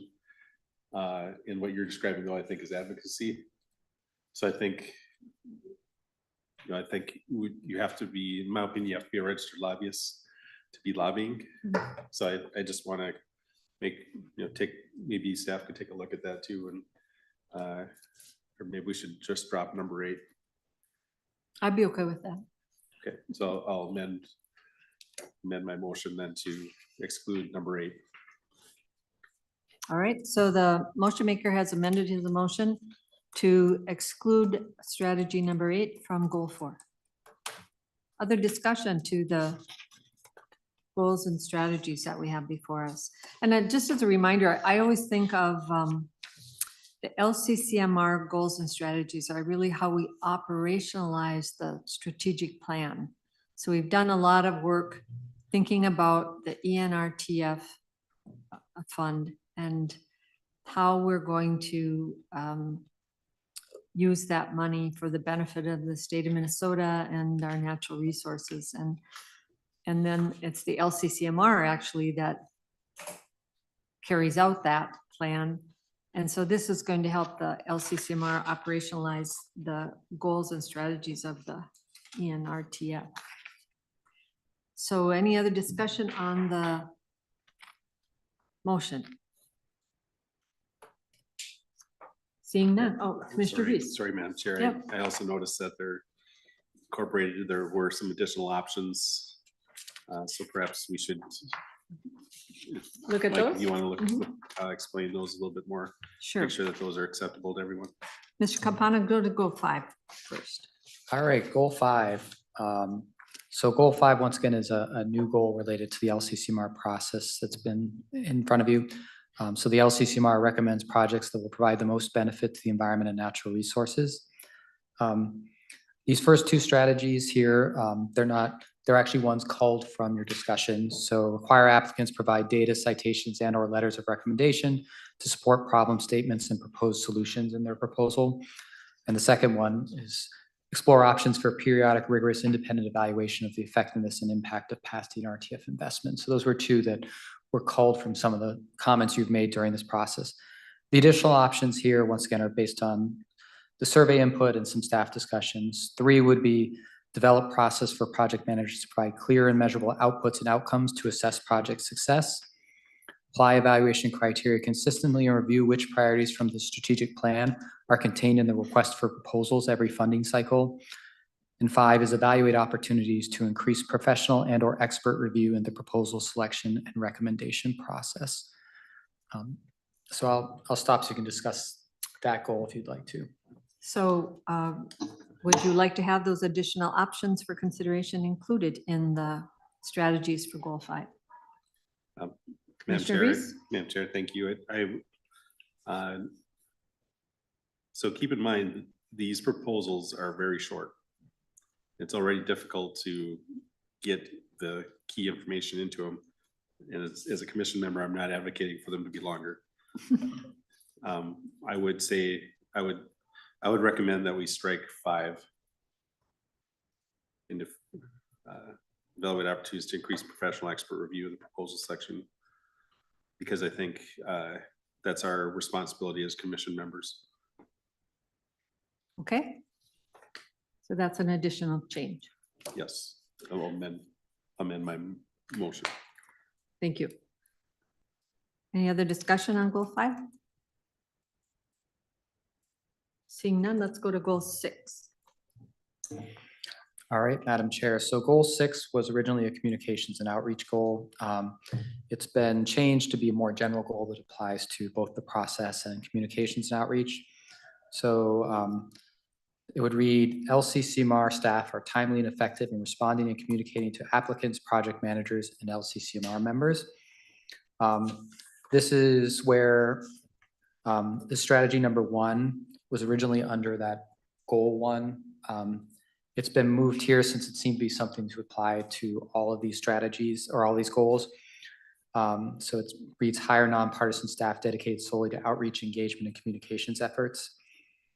Strategy 2 was already one you've considered for communications and outreach. The additional option here would read, ensure appropriate staffing levels to manage the LCCMR proposal request evaluation and recommendation process and oversight of approved projects as funding levels and number of projects increase. Thank you. Any comments on these Yes. strategies or the additional number 3? Commissioner Reese? Thank you, Madam Chair. This perhaps is the place to add in the communication with the proposers in terms of the questions. So I would recommend the number 2, implement standard protocols for staff communication coordination with LCCM members and proposers on processes, meetings, and expectations. So the And applicants, maybe I should say. and applicants. Yeah. You'd like to add the words and applicants after the in coordination with LCCMR members. That's correct. All right, that's clear. Any other comments on this one? Shona, did you have your hand up? Yes, Madam Chair, I would also say I would like to include that number 3. I think that burnout is real and the staff are obviously critical in this whole process running smoothly. So I'll accept that as a friendly amendments. Yeah, so the motion maker is adopting that as well. Thank you.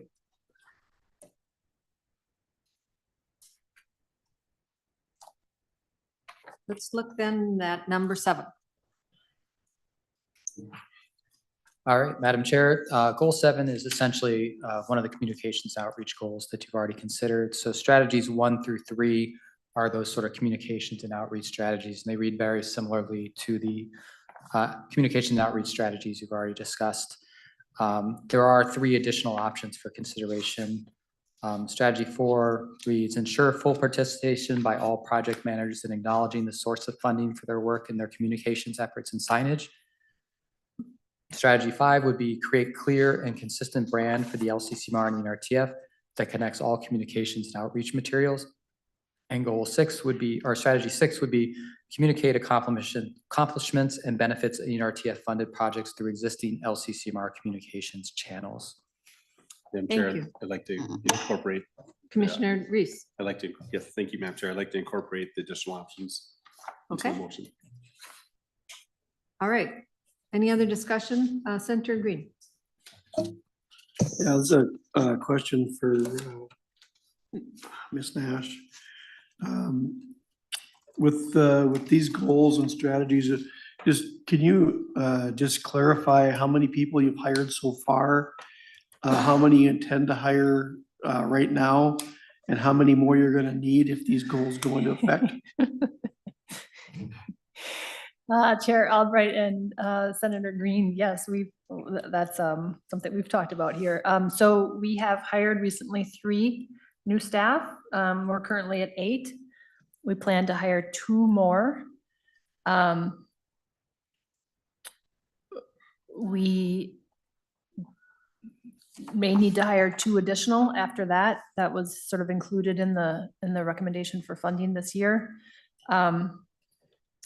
And we would need to do some thinking and preparing some thoughts to answer your question about how much of these we can hold, and we can implement with those staff. So I think Mr. Campana has some ideas about that as well. But we certainly cannot do this with what we have right now. Senator Green? I would recommend we don't pass this until we get some clarification, because we're growing another agency here pretty fast. A lot of the stuff that we've got in here, and I don't believe that the goals that we're putting here are necessary right now. I think it's coming pretty fast. I think we already have a growth in government of 40% over the last 2 years. We better be cautious on this, so I would be voting no on these. Thank you. I don't have the historic knowledge perhaps to understand how much the Environmental Trust Fund has grown over the last 10 years, say, since you've added additional staff. Has it grown by a third, or? I was gonna say 4, maybe times. 4 times? Madam Chair, sorry, I was gonna say about 4 times. There are many different factors, but if you just think about, I mean, there's a number of proposals that come in, the length of projects, the number of projects that we have at one time, the complexity, the requirements. So it is hard to nail it And down, but I'd say, the size of the funding available? yeah, the amount of funding available has gone up. Even in my time, it was 70 million, and now it's over 100 million. Right. Mhm. That's just the last 5 years. Mr. Campana? Madam Chair, I was just going to mention that looking at our website here, if you look at ML 2014, there were 71 projects recommended to receive $29 million. You just approved a recommendation for 121 projects for about $103 million. So. Yeah, so since 2014, 10 years ago, we've grown substantially in the number of projects, the amount of funding available, and the complexity of the projects as well. Commissioner Reese? Thank you, Madam Chair, and I just want to point out that these are goals. So, if we don't have goals, then we don't know where to strive to, or don't have the vision. So I'm not typically in favor of huge bureaucracy, but considering that the source of these funds are gambling dollars, and I look at it as personally look at it as an economic driver for Minnesota, as well as improving the environment and natural resources. And on our tours throughout the state, see the benefits, when you see the trails and the communities that you meet with, they just talk about what difference it made in their community. So, and part of that is the staffing to be able to do that. So I'm supportive of this, understand the hurdles and the concerns here, but they are goals. And I think we do have a responsibility to get the word out.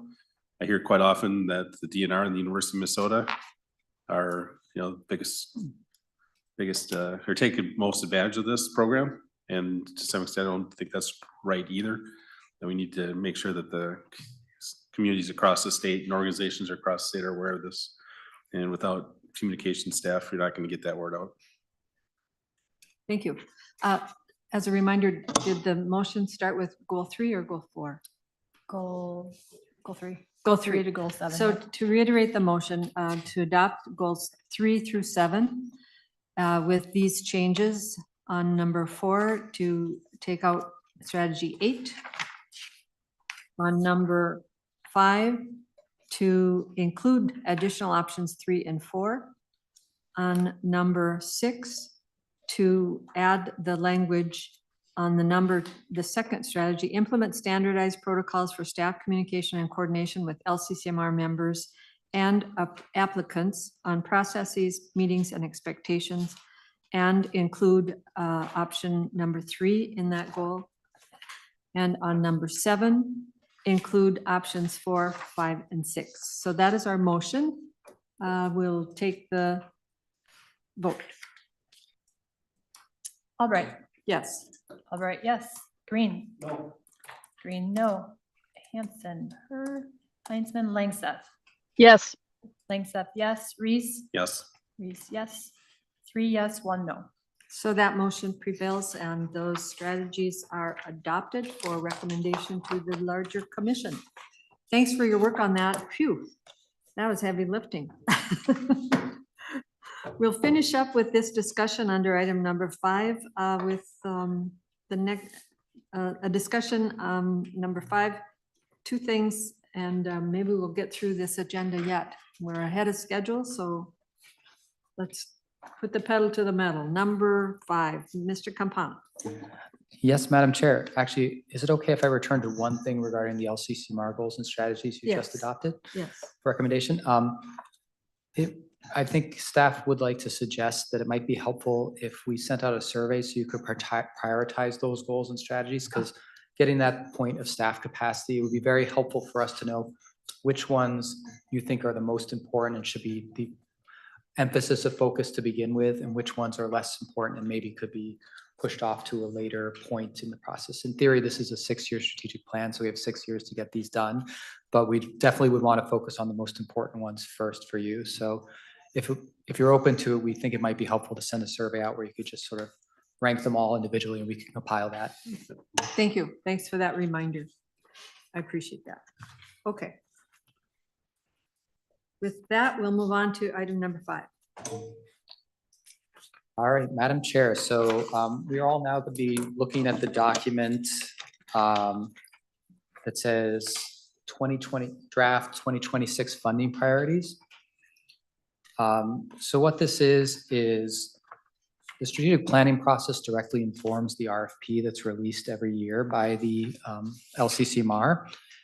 And so staff thought it would be helpful now that you've got to this point in the process where you've adopted ENRTF strategies to see what that potentially would look like in implementing the RFP in 2026 and how the RFP might look different based on the discussions you've been having.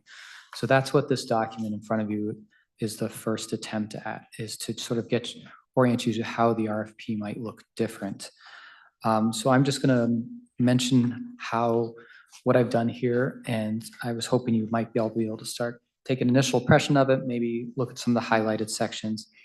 So one of the things we've done is in taking your discussions, we've changed the categories to actually reflect the goals. So what that means is instead of categories like foundational natural resources and data information or invasive species, those are no longer here, but you have categories based on resiliency, water, education and outdoor recreation, energy, fish and wildlife, land. So slightly different presentation than what's been done in the past for the RFP. And then in terms of the priorities, those priorities actually reflect the strategies that you've now adopted. So when you read them here, if you've made any changes, they might be slightly, I'll have to modify those, but they're meant to be the strategies communicated as priorities in the RFP. So that's sort of the basic idea of what you're looking at here. It's sort of how this would look on the ground and how the strategic plan actually impacts what you're doing. There are sections here highlighted where we thought it would be helpful for the subcommittee to discuss whether they still want these things included in the RFP because you haven't necessarily discussed them during the strategic planning process. So I think it's probably easiest to start with first page.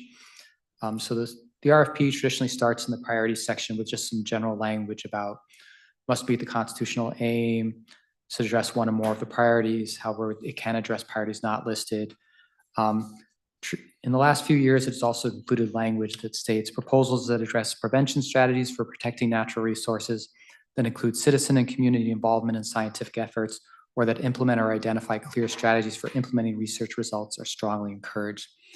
We haven't heard anything in the subcommittee discussions that is a priority for the strategic plan. So we did have the question whether you still wanted to include that type of language in a 2026 RFP. Comments on that? Green?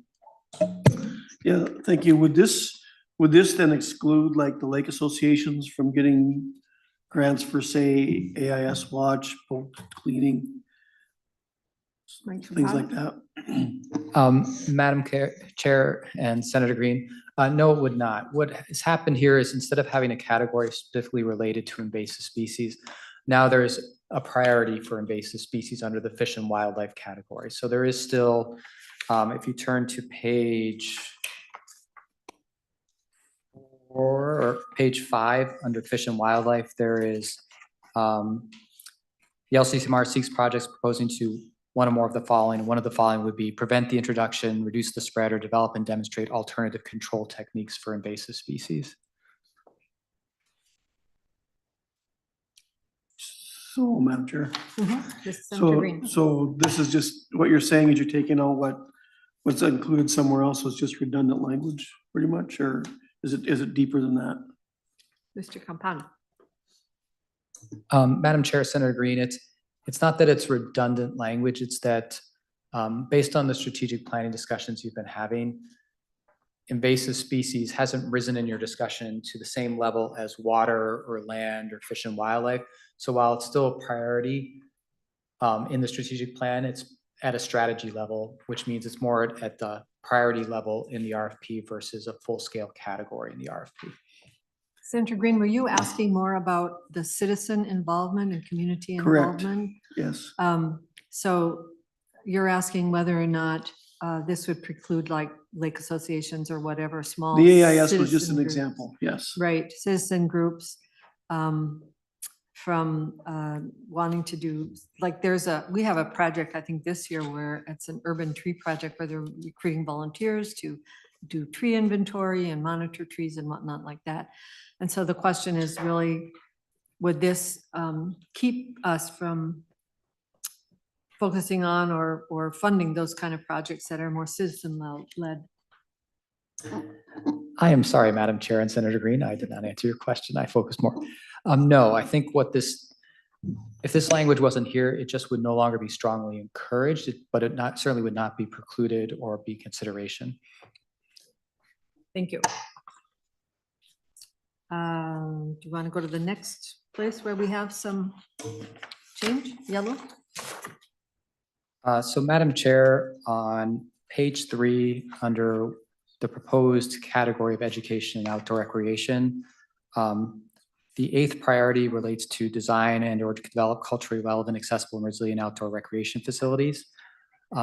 Similar to what we discussed about the idea of natural resources-based outdoor recreation, we thought in terms of the RFP, it might be helpful to provide additional clarification. So this is some language we've put together that isn't in the current RFP, but would sort of clarify that baseball fields, basketball courts, splash pads, playground equipment, and other recreational facilities and infrastructure that do not improve or enhance natural resources or users' experience with natural resources are generally not eligible. So that's just additional language we wanted to make sure you noted and maybe would want to discuss. Okay, and also then that staff note there under that goal, or I mean, yeah, education and recreation, the staff notes of number 2 and 3. Yes, Madam Chair.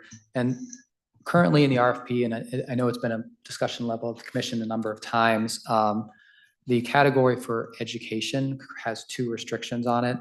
One is that funding for capital projects would not be considered under that category.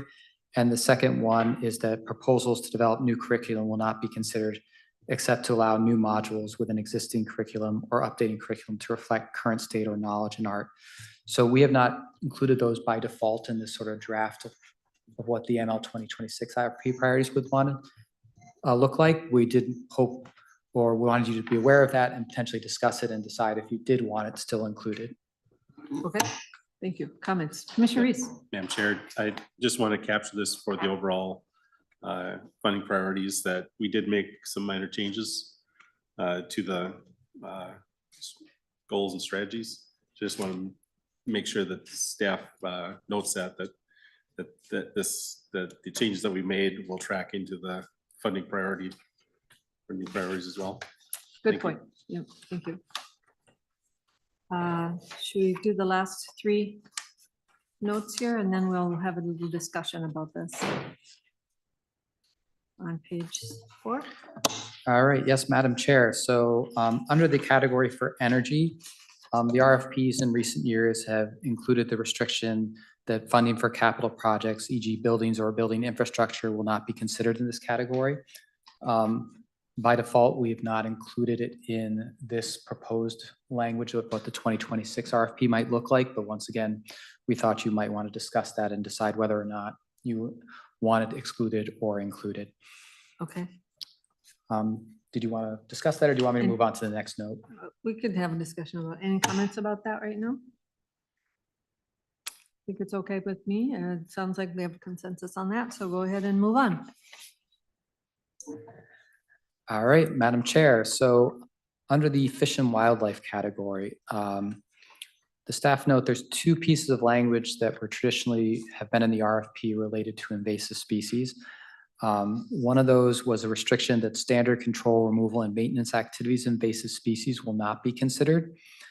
And the second one was that all research proposals related to invasive species research must consider the research priorities established by the University of Minnesota's Minnesota Invasive Terrestrial Plants and Pest Centers, MITPIC, or Minnesota Aquatic Invasive Species Research Center, MACER.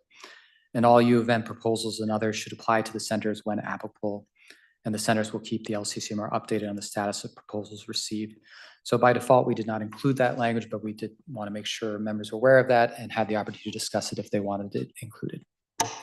So to committee members, any discussion on those changes on page 5?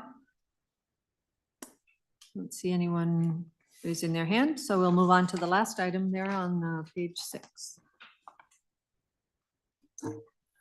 All right, Madam Chair. So on page 6, the RFP in recent years has had a separate category for small projects. So encouraging proposals under $250,000. We have by default not necessarily included that in this RFP language. You did just adopt an LCCMR goal and strategy that said that small projects are important to you. So we could either include that back in, or it could be written rather than as its own category. It could be written as a priority in a different way in the RFP, but we wanted to make you aware that by default, we did not include that in this draft of it. Thank you. Comments to that suggested change? Commissioner Reese. Thank you, Madam Chair. I would recommend that would be part of the evaluation criteria. The size of the proposal or the amount of the proposal, that additional points will be awarded. Points will be awarded for projects under $250,000 or $300,000. And then I would, along with that, I would have a question to staff. We talked about labor. What's your perception of these smaller projects? Is it causing too much additional labor for staff to handle these? We can increase the size of that as well to move that up, so more projects would be included in that small category. So Director Nash. Yep, Director Nash. Chair Albrecht and Member Reese, I think by the very nature of it, encouraging smaller proposals, you're getting more than proposals that fit into a bill. So I think the effort is the same, if not more, for smaller proposals for us. So. Thank you. Are you liking the idea of not having this as a separate category, more or less, or Commissioner Reese? I do like the idea of not having it as a separate category, because I think it confuses, when we see AH or AG, whatever that designation is. But I think if you handle it in the criteria where you give more credence, more weight, more points to projects under a certain threshold, that encourages people to keep within that as well. Thank you. Other comments? I would say, I think I saw the words quickly on that. I guess it's the part of the language that you're excluding, and I don't think there was anything quick about it. So that wording was probably wrong from the start. Thank you, Commissioner Reese. I agree. Yeah. So we could adopt these changes as presented, or we can ruminate on this and bring it back in August. Commissioner Reese. I'll move adoption. So a motion to move the 2026 funding priorities as presented. Any other discussion? Senator Green. I just have one question and I'll ask it now, just in case you adjourn before I get a chance. So, Director Nash, can you tell us again, all the different funding sources for the Environmental Trust Fund?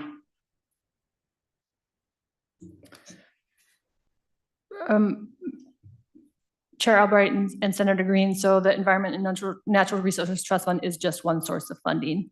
Are you asking how the revenue is generated into that Yes. fund, or? Yes. Okay, so the Environment and Natural Resources Trust Fund receives net proceeds from the state lottery. The money in the fund is also invested, so their investment income. There might be interest payments as well. And then, as we saw today, there is patents, copyrights, royalties that would be replenished into or get deposited into the fund as well. Senator Green. Okay, the reason I ask is because as I understand it, the trust fund was there before the lottery money was there. Is that correct or not? Rebecca Nash. Madam Chair and Senator Green, they were both created at the same time through constitutional amendment. Okay, then the constitutional amendment that's on the ballot this year, if it fails, the Environmental Trust Fund does not go away because we have 1.7 billion in there, correct? Director Nash. Madam Chair, members, correct. If the ballot initiative does not pass, then additional lottery dedication is not constitutionally guaranteed to the trust fund, but the trust fund is a permanent fund in the state treasury. I guess that's what I was Yeah. getting at. They are different, they are separate. So just one last question. What is the annual income from the lottery right now? Do you know? If you don't know it, that's fine. We can move on, but. Madam Chair and Senator Green, it's about 70 million, I think, around there. So I thought, okay, thanks. Thank you. So we have a motion to adopt the funding priorities as presented. Any other discussion? We'll take the vote. Oh, that's me. Albrecht? Yes. Albrecht, yes. Green? No. Green, no. Hanson, Heinzman, Langseth. Yes. Langseth, yes. Reese? Yes. Reese, yes. 3 yes, 1 no. Thank you. Thanks for that work. Boy, we're cruising here to the end.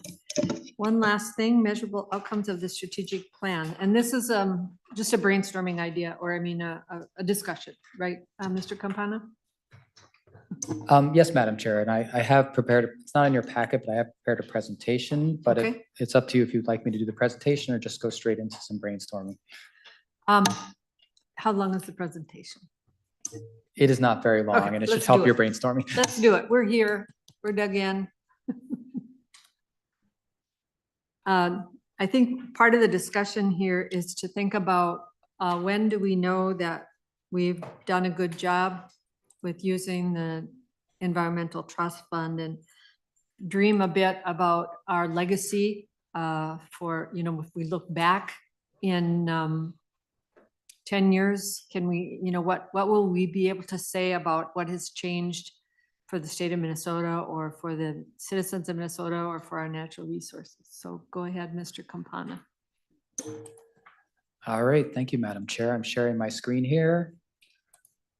And this is speaking to the measurable outcomes, or the evaluation piece that has been brought up a few times in our discussions of this subcommittee. Yes, Madam Chair. So this is the final big piece.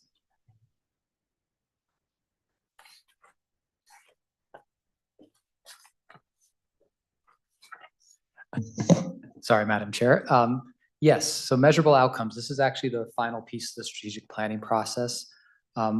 One of the reasons we're discussing this is as actually part of the statutory language for the strategic plan. So Minnesota Statutes 116.08 subdivision 3 reads, the strategic plan must have clearly stated short and long-term goals and strategies for trust fund expenditures, must provide measurable outcomes for expenditures, and must determine areas of emphasis for funding. So we've been concentrating so far on those, the first and third point, and now we're talking about the second point, which is must provide measurable outcomes for expenditures. So I guess one of the questions that I thought you guys could start brainstorming on is, Madam Chair, you were already talking about this a little bit, but maybe if anybody else wants to chime in, why have measurable outcomes? What is the value of those, and what is the value for you as commission members having those measurable outcomes? Thank you. So anyone want to weigh in on why we need measurable outcomes? Commissioner Reese? Thank you, Madam Chair. It's, it's part of having SMART. If you recognize the acronym SMART, not sure I can say them all, but measurable is part of it. Measurable outcomes to our goals. So, we need to be able to identify metrics that meet those, or that show how we've accomplished those outcomes, whether it's the amount of land purchased or whatever trails built, miles of trails built, publications, if it's research, citizens impacted by outreach or outdoor programming, the numbers. So I think it's good to consider these so that when we're asking for information from the projects that we are asking the right questions to get, to take that information, that data, and put it in these outcomes. Thank you. Other comments about why we should have measurable outcomes? Senator Green? I don't know, I wasn't gonna say anything because it really shouldn't even have to be discussed. I mean, we're spending a lot of money, a lot of taxpayer dollars that are whether they come through the lottery or some other way, people work for that money. And they put this, they didn't vote this in to our Constitution just to say, here's a bunch of money, do what you want, and we don't care.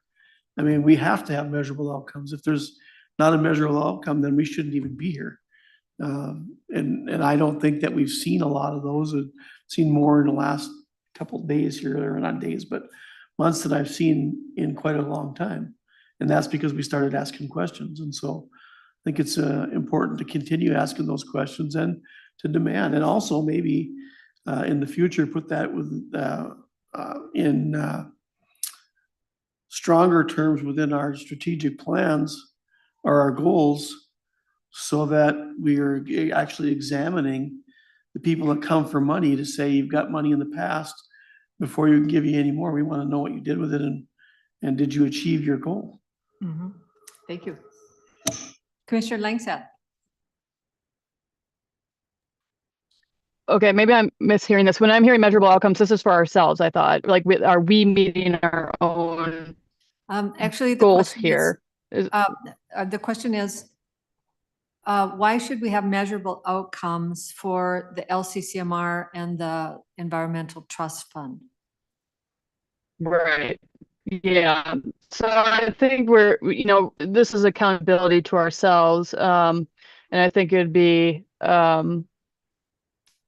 good for us to have benchmarks and knowing what we've achieved, especially through different strategic plans. Are the things that we're taking time right now to discuss, are they actually going to have an impact, and how will we see that reflected in the different organizations that are applying, who's getting money, and how it's actually impacting the landscape? Those are just a few of my thoughts, but I would also agree with Senator Green. Like, it's I know we need to have this discussion, but it's one of these things that we don't probably need to discuss too much. We need to have these outcomes measured. Thank you. Commissioner Reese, did you have one more comment? Yeah, I do. I think, what are those outcomes though? I think that's what staff probably needs to know is. I think maybe we're going to get to that in the next slide or so. Okay, good. Thank you, Commissioner Reese. Mr. Campana. All right, Madam Chair. Yes, we will be getting to that. But first, hopefully, this reflects a lot of what you just said. The purpose and intent of measurable outcomes to assess progress towards meeting goals, evaluate success in implementing the strategic plan, provide accountability to the public and organizational accountability, inform ongoing and future efforts to more effectively achieve goals, demonstrate what the NRTF and LCCMR has accomplished, and summarize clearly achievements for communication purposes. So these are some things staff came up with, but you guys reflected a lot of that. And I think hopefully it reflects what your thinking was as well. So moving on to the next question is, I just wanted to let you know what the current strategic plan has as for outcomes. It's fairly basic. So the current strategic plan outcomes are outcomes identified in the individual work plans of the projects receiving funding. Funding recommendations are consistent with an accelerated implementation of the state conservation and preservation plan and other related environment and natural resources documents, reports, or recommendations. Complete acquisition of baseline natural resource data, including the county biological survey, soil survey, wetlands inventory, restorable wetlands or wetlands inventory, and the county geologic atlas by 2020. Funding recommendations in the aggregate included work in all ecoregions as defined by the Minnesota Department of Natural Resources. To the extent possible, funding recommendations support the creation and continuation of green jobs in Minnesota. So that's what currently technically we have as outcomes in the strategic plan. So moving forward, here's that question. Imagine you are on the commission 6 years from now. What metrics would help you determine the success of this strategic plan and the impact it has had? So I guess that's the next big question for all of you. Thank you. And I think Commissioner Reese, you went down this road a little bit already when you were answering why should we have outcomes. So kind of keep that track. I'm going to go to Commissioner Langsa. Thank you, Madam Chair. I think the big one on top of my mind right now, especially with the communication plans that you guys all staff outlined, is getting a variety of rural communities, organizations from across the state to submit proposals. I think that's a big one to me, is seeing more diversity in the applicants. And that's one. And then two is really the impact on natural resources, which I think that's already, sounds like that's already included. But yeah, so the number of and diversity of proposers that are coming in, I think that will kind of talk, or that should speak to your communication outreach goals. Thank you. Other commission members, imagine you're on the commission 6 years from now. What metrics would you say helped you be successful? Commissioner Reese. Thank you, Madam Chair. So just some list of suggestions. Number of people participating in programs, miles of trails built, land purchased or put into perpetual environmental easements. Have the projects spent the money in a timely manner? Have the projects been completed in a timely manner? Again, number of people utilizing trails, boat launches, fishing piers, whatever the project is. Regional distribution of funding. How many dollars went where? Because as we all know, we have environmental resources and natural resources across the state. Is it fair distribution? Similar to the diversity, is it going to underprivileged as well as privileged groups? Number of organizations that participate, social media hits, patents, publications, peer-reviewed publications. That could also be meetings or events, and numbers of people that participate in those as well. Thank you. Senator Green, did you want to weigh in? Might as well, as you asked. I would like to know, because I think it's pretty obvious where I stand on the amount of public land Minnesota already has, and that we're, if we're not over, we're certainly approaching a third of our land is in some kind of public ownership. I would like to see what benefit there is to that, other than just the fact that the land is no longer in private use. If you don't like privately owned land, is it really helping the environment? Is it really doing what we think it's supposed to be doing for the lakes and streams? And I used to get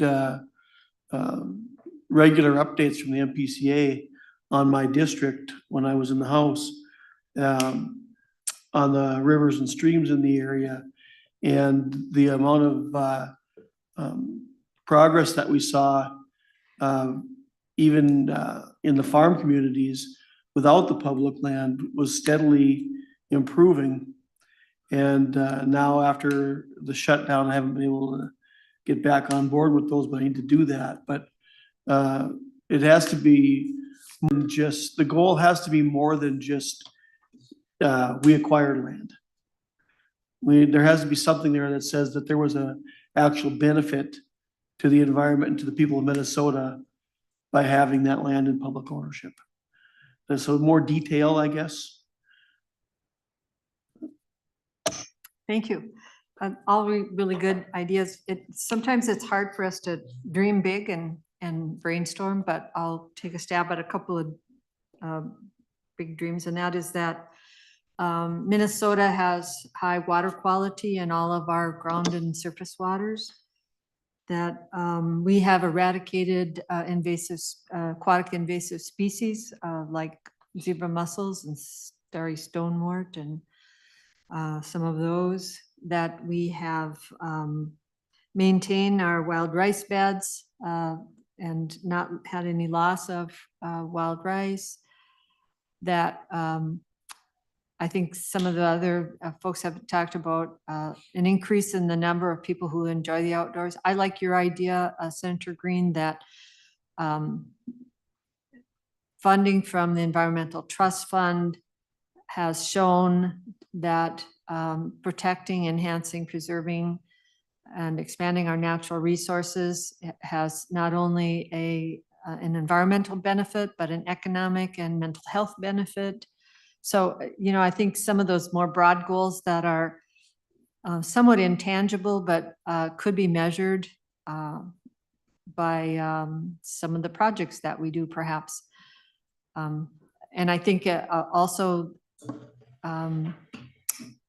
for me, when I look at the map in Minnesota, if you have a shaded map of Minnesota and you shade all of those areas or properties that are in public ownership, you'll see that that map is shaded highly at the northern half of the state and hardly any at the southern half of the state. And so, I think I would like to see where we have a broader distribution of protected natural resource lands across our state, because we know that those, it is known that the forested areas of Minnesota do really protect air and water.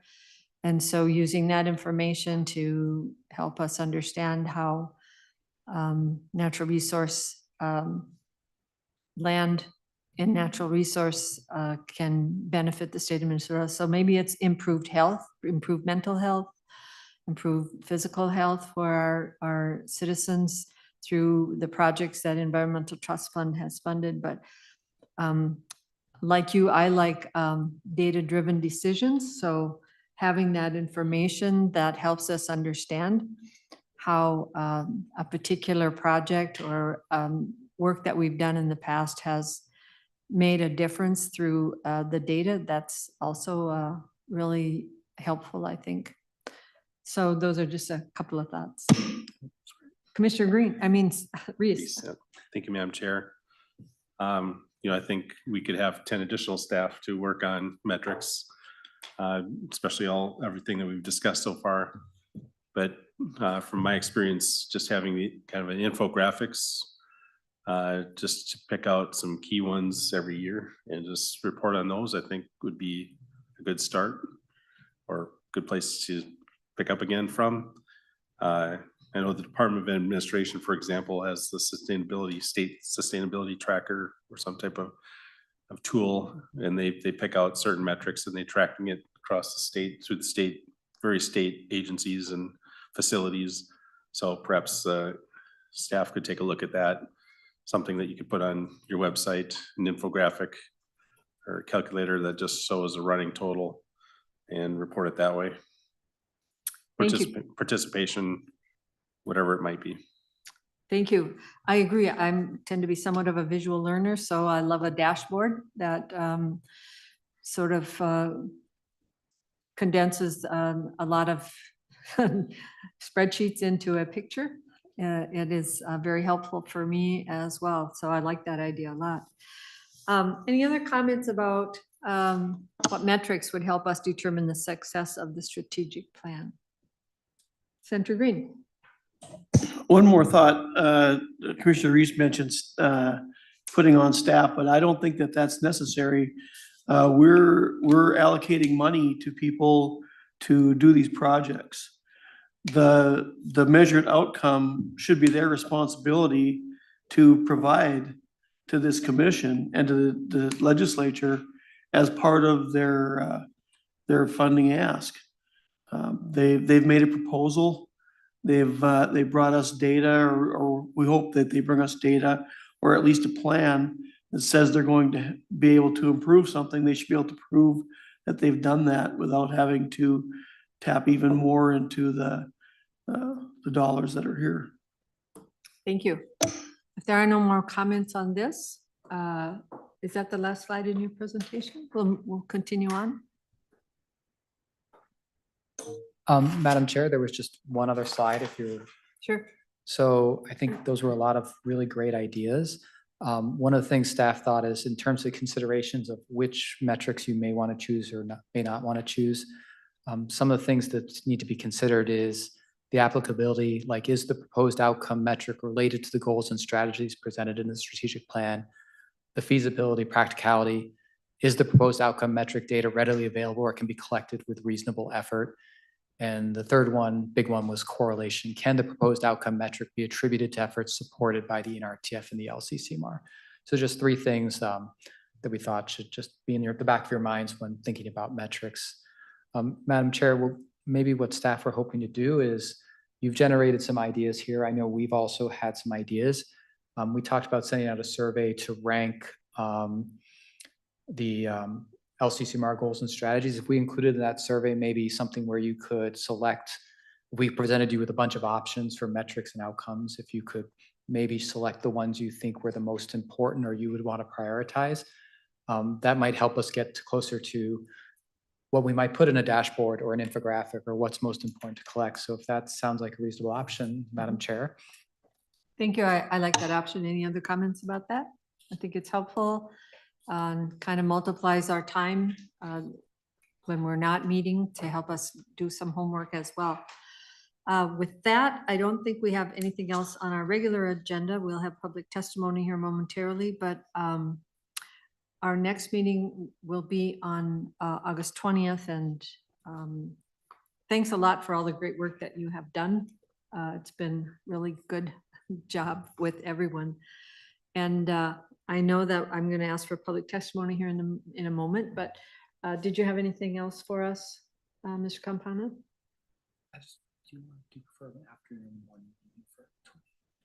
So the 20th of August is our next meeting. Do members, we don't have LCCMR that day. Do members prefer an afternoon or morning meeting?